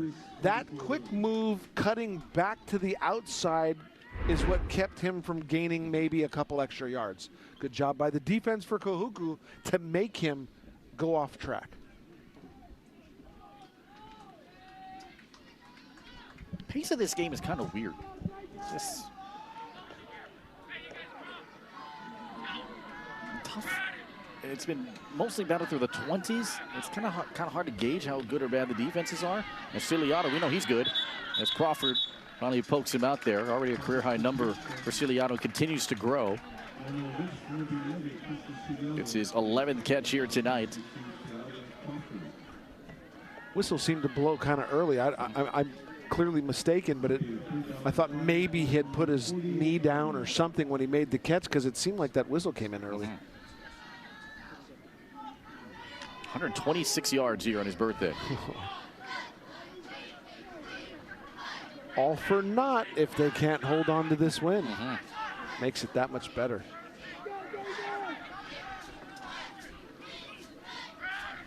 Full Matuma fall on the back. Lopes fires. Oh, what a catch! Ciliato He's a gecko. I mean, there's one thing to be said about making a catch like this, but with 4 red jerseys and that much traffic, his concentration is on point. What a catch. Oh. Happy birthday, buddy. Gain of 11, first down.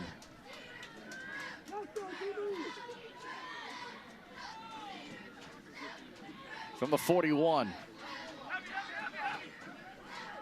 Controlling the clock, they got the lead. Everything working here for St. Louis. Fuamatu Ma'afala barrels through the middle. Malaki Soliaitui helping in on the tackle.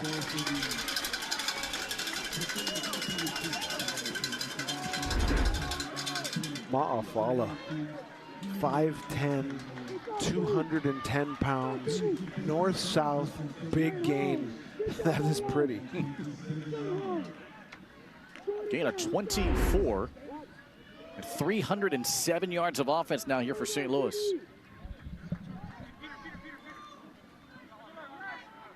You hold on to this and win this on the road with this kind of a showing, you have something to build on. You have something to be happy about. Faking the take and the run here. Also, you look at home field advantage, right? There's only been a couple of teams over the last 10 years, 10 Hawaii teams it is, to win on this field. Dylan Gabriel, Mililani did it about a decade ago, and then Campbell did it last year. Kahuku's won about the last 8 games on their home field against ILH opponents. And St. Louis, who won 9 games last year, looking for a meaningful first one this year.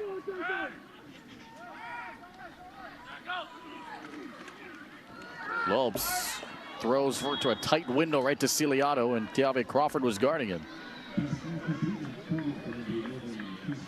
Talk about a guy who just will do anything to make the grab. That's him.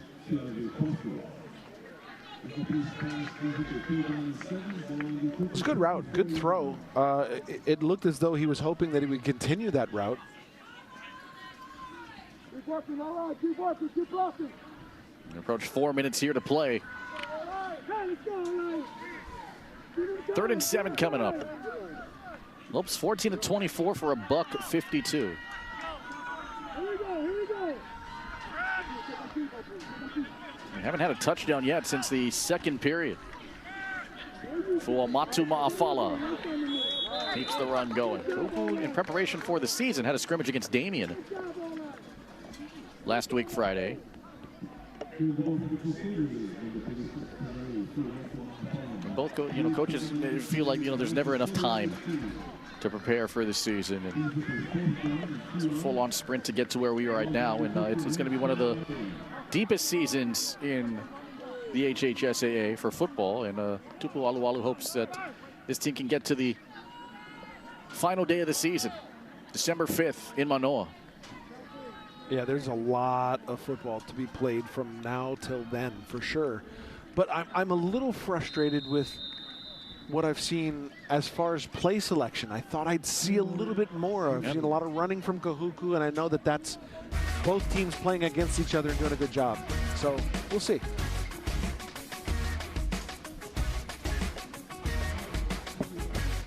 This crispy chicken is from a taco place. This crispy chicken is from a taco place? Hey, this crispy chicken's from Taco Bell? The taco place? This chicken is so perfectly crispy with tortilla chip coating. It's from a taco place. Guys! What? It comes in a burrito, too? From your taco place, it's also a chicken place that's also a taco place. Check this out. 2.5. Whoa! Sweet! 2.5. Yay! 2.5. Yeah! Oops. 2.5. Earning 2.5% cash back is quick and easy with the Hawaii State FCU Always Cash credit card with no annual fees and 2.5% cash back. The Always Cash card from Hawaii State FCU. 2.5. Join the team. At Spectrum News, we're committed to strengthening the fabric of local communities with stories that matter and on-demand weather forecasts to help you stay prepared. Now available on your phone, smart TV, and connected devices. Spectrum News, free with your Spectrum subscription. To the big board we go. We're at Kaiser Stadium in Hawaii Kai. Pearl City takes on Kaiser. Pearl City picked up a win earlier today over Kohala, 54-27. Kamehameha, Kapalama, and Kahuku on Saturday. John, Jimmy, and I will be there for that. Then Moana and Pearl City. Then we got some interleague football. Hilo and Lelehua. That'll be on Spectrum XCast. And Waimea and I on OC16. Then the division games matter here with Radford and Waianae. And it's Division I matchup out there. Fourth down, short throw. This ball is ruled waiting for it, a catch. We're still waiting. There you go. Siliano able to bring it in. Had to confirm with the back judge to see if this was pulled in. Let's see if it was. Oh my. Oh, that is not a catch. It was not caught. You're right, John. He played it out pretty good, but that was not a catch. Great shot from our crew finding that. And when you can play it out like that. Also, when you've been, just money all night. Yeah, they give you the benefit of the doubt.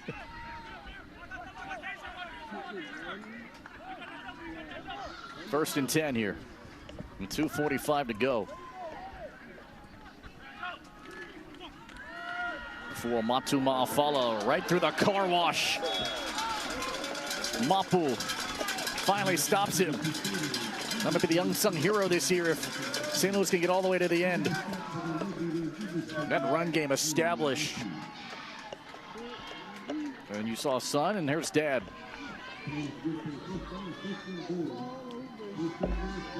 And only a 10th grader, too. 96 rushing yards.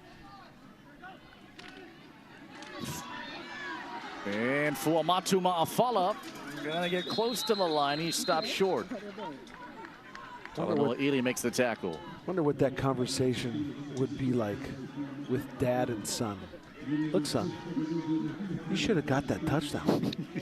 Yeah. I would have got that touchdown. You got to get that touchdown. And he's flirting with 100 rushing yards right now. He's at 98. If they score on this drive, he'll be stuck on 99. Only 1 yard away. And over the line. We got to mark her down, though. Going to mark her down. This is aiding the runner.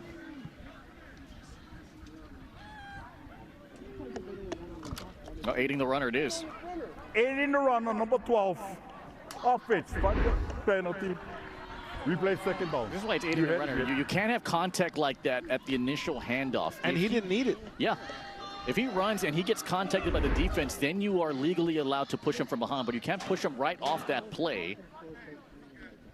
Yeah, that is all on Lopes. He did not need to help Fuamatu Ma'afala out on that. See, now if he rushes, he can get over 100 yards. Oh, that's a great point. You think they do that? I don't know. He has 98 rushing yards this evening. And it's second and goal. Do they throw it or do they hand it off? That's another positive of it. Gives you a little bit more breathing room to throw the ball with that penalty. Oh boy. Fuamatu Ma'afala. Hung on to by Malaki Soliai Tui and company. And Madden Soliai. Good hit. Nice hit there. Takes it to around the 4. Officially, he'll be on 100 yards right now. There's got to be a nickname. So Jerome Bettis was the bus. Chris Fuamatu Ma'afala was the Manapua truck. He's the tour bus because he carries everybody with him. I like that, tour bus. Giving everybody a ride.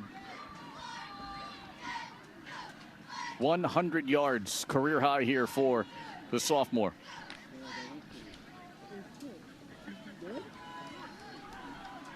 Remember, it was Titan Lackadin who got majority of the running reps towards the second half of the season. Delay game.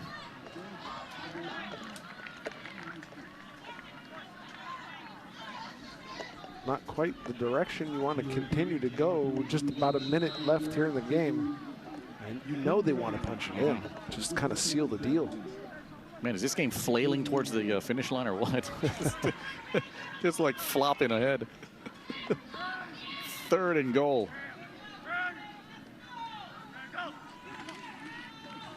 Lopes gonna throw it here to Nunuha. It's incomplete, and a penalty flag down after Tiave Crawford got tangled up with him.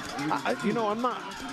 This is a gray area because the ball was thrown behind the receiver, and he's reaching backwards, so that contact is natural. It would be different if the ball was thrown in front of the receiver. That's interference. Number 2, defense. After this is to the goal. Down remains 3. You see the trajectory of the ball goes behind the receiver. There's natural contact there. And so, yeah, I mean, I would call for it. And it's probably a good call, but that's a tough one. The right hand might have hooked around the waist and rotated the body. I think that's what the head linesman saw there. Okay. And it twisted it. Ends up being another chance, and it ends up being a run that goes to Fuamatu Ma'afala that's short here. Well, there's still more than enough time here on 4th down for them to run one more play.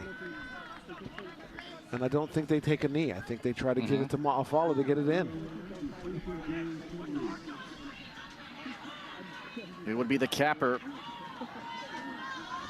It would be a capper for St. Louis, but it would be a statement for Kahuku.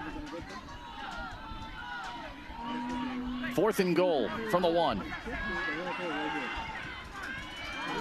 St. Louis trying to put an exclamation point on this, and now a timeout.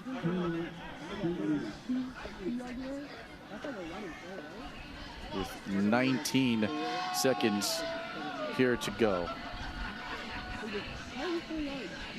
You know, I mentioned earlier that I was a little frustrated with some of the play selection, maybe even the play calling. And maybe it's just because it's the first game of the season and neither team wants to show a lot. If anything, I think St. Louis may have tipped their hat to a few more plays than, say, Kahuku. Both teams want to win, but I don't think we saw the full capability and power of the Kahuku offense. And maybe that's by design. Maybe that is on purpose, as it is just the first game of the season. That's a great point, right? Because you don't want to show your entire hand, obviously, in a season that could take, 17 weeks from here on out if you get all the way to the end. And regardless of how many plays you have, you never want to show the other team what you got. Also, I mean, you never play to lose. You're always out there to try to play to win and do your best. But maybe the coaching staff for Kahuku didn't tip their hat to everything they could do. It's a long season. This is the marquee game of the weekend. 4th and goal here for St. Louis. Lopes will take it in for the touchdown and send St. Louis out of here with a win.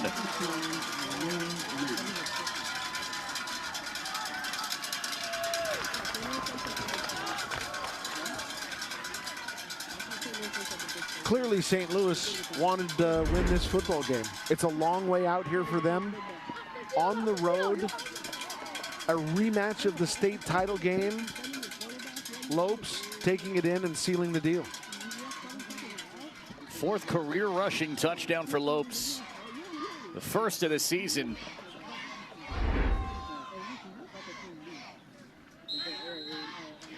And here's Braden Wolf.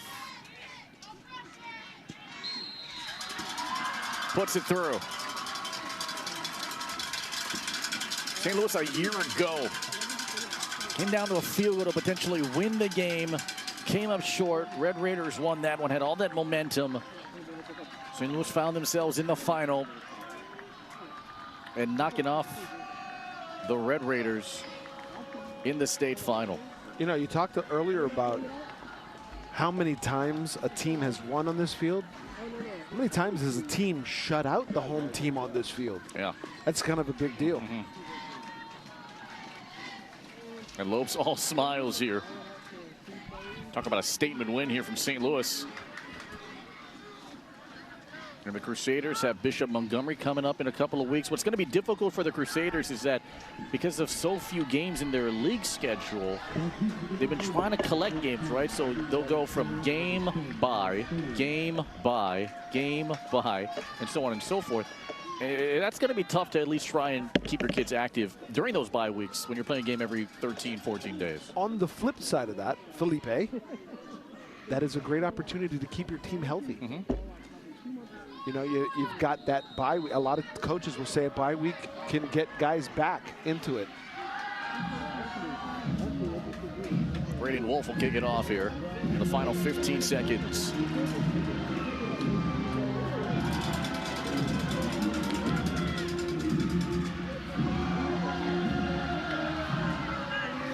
Deep to the corner, Madden Soliai from the 5.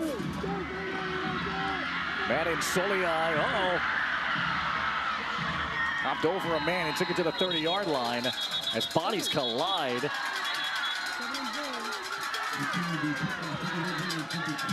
Nelson Leopoldo finally makes the stop.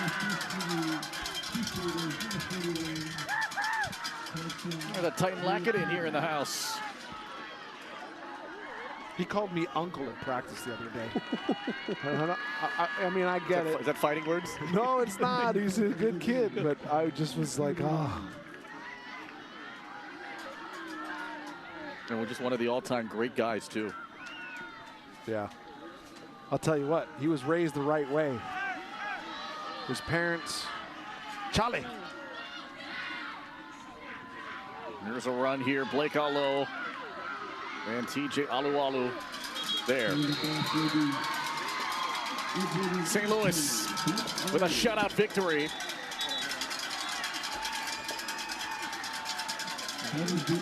As cooler heads prevail and the state champs win on the road. What a statement here from St. Louis. They shut out Kahuku and win it 20-0.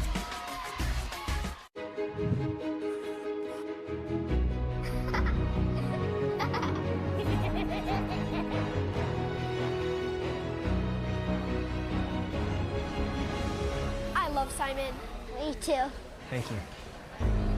And I love fried chicken, chili, french fries, spaghetti, fries. Here's a limited time offer just for you. Get a free regular soft drink when you buy a regular Korean fried chicken plate at takeout or online. Jump on this deal now till August 31st, only at Zippy's. Servicing our island ports are longshoremen, the men and women that nurture the lifeline to Hawaii. In ancient Hawaii, the po'ola were entrusted to manage the waterfront. Today, our longshoremen are dedicated to the traditions of the po'ola as they look out for the well-being of Hawaii. Longshoremen are also coaches, mentors, and community leaders, shaping the next generation. Proudly connecting all the islands, we are grateful to Hawaii for trusting in us to bring the goods to our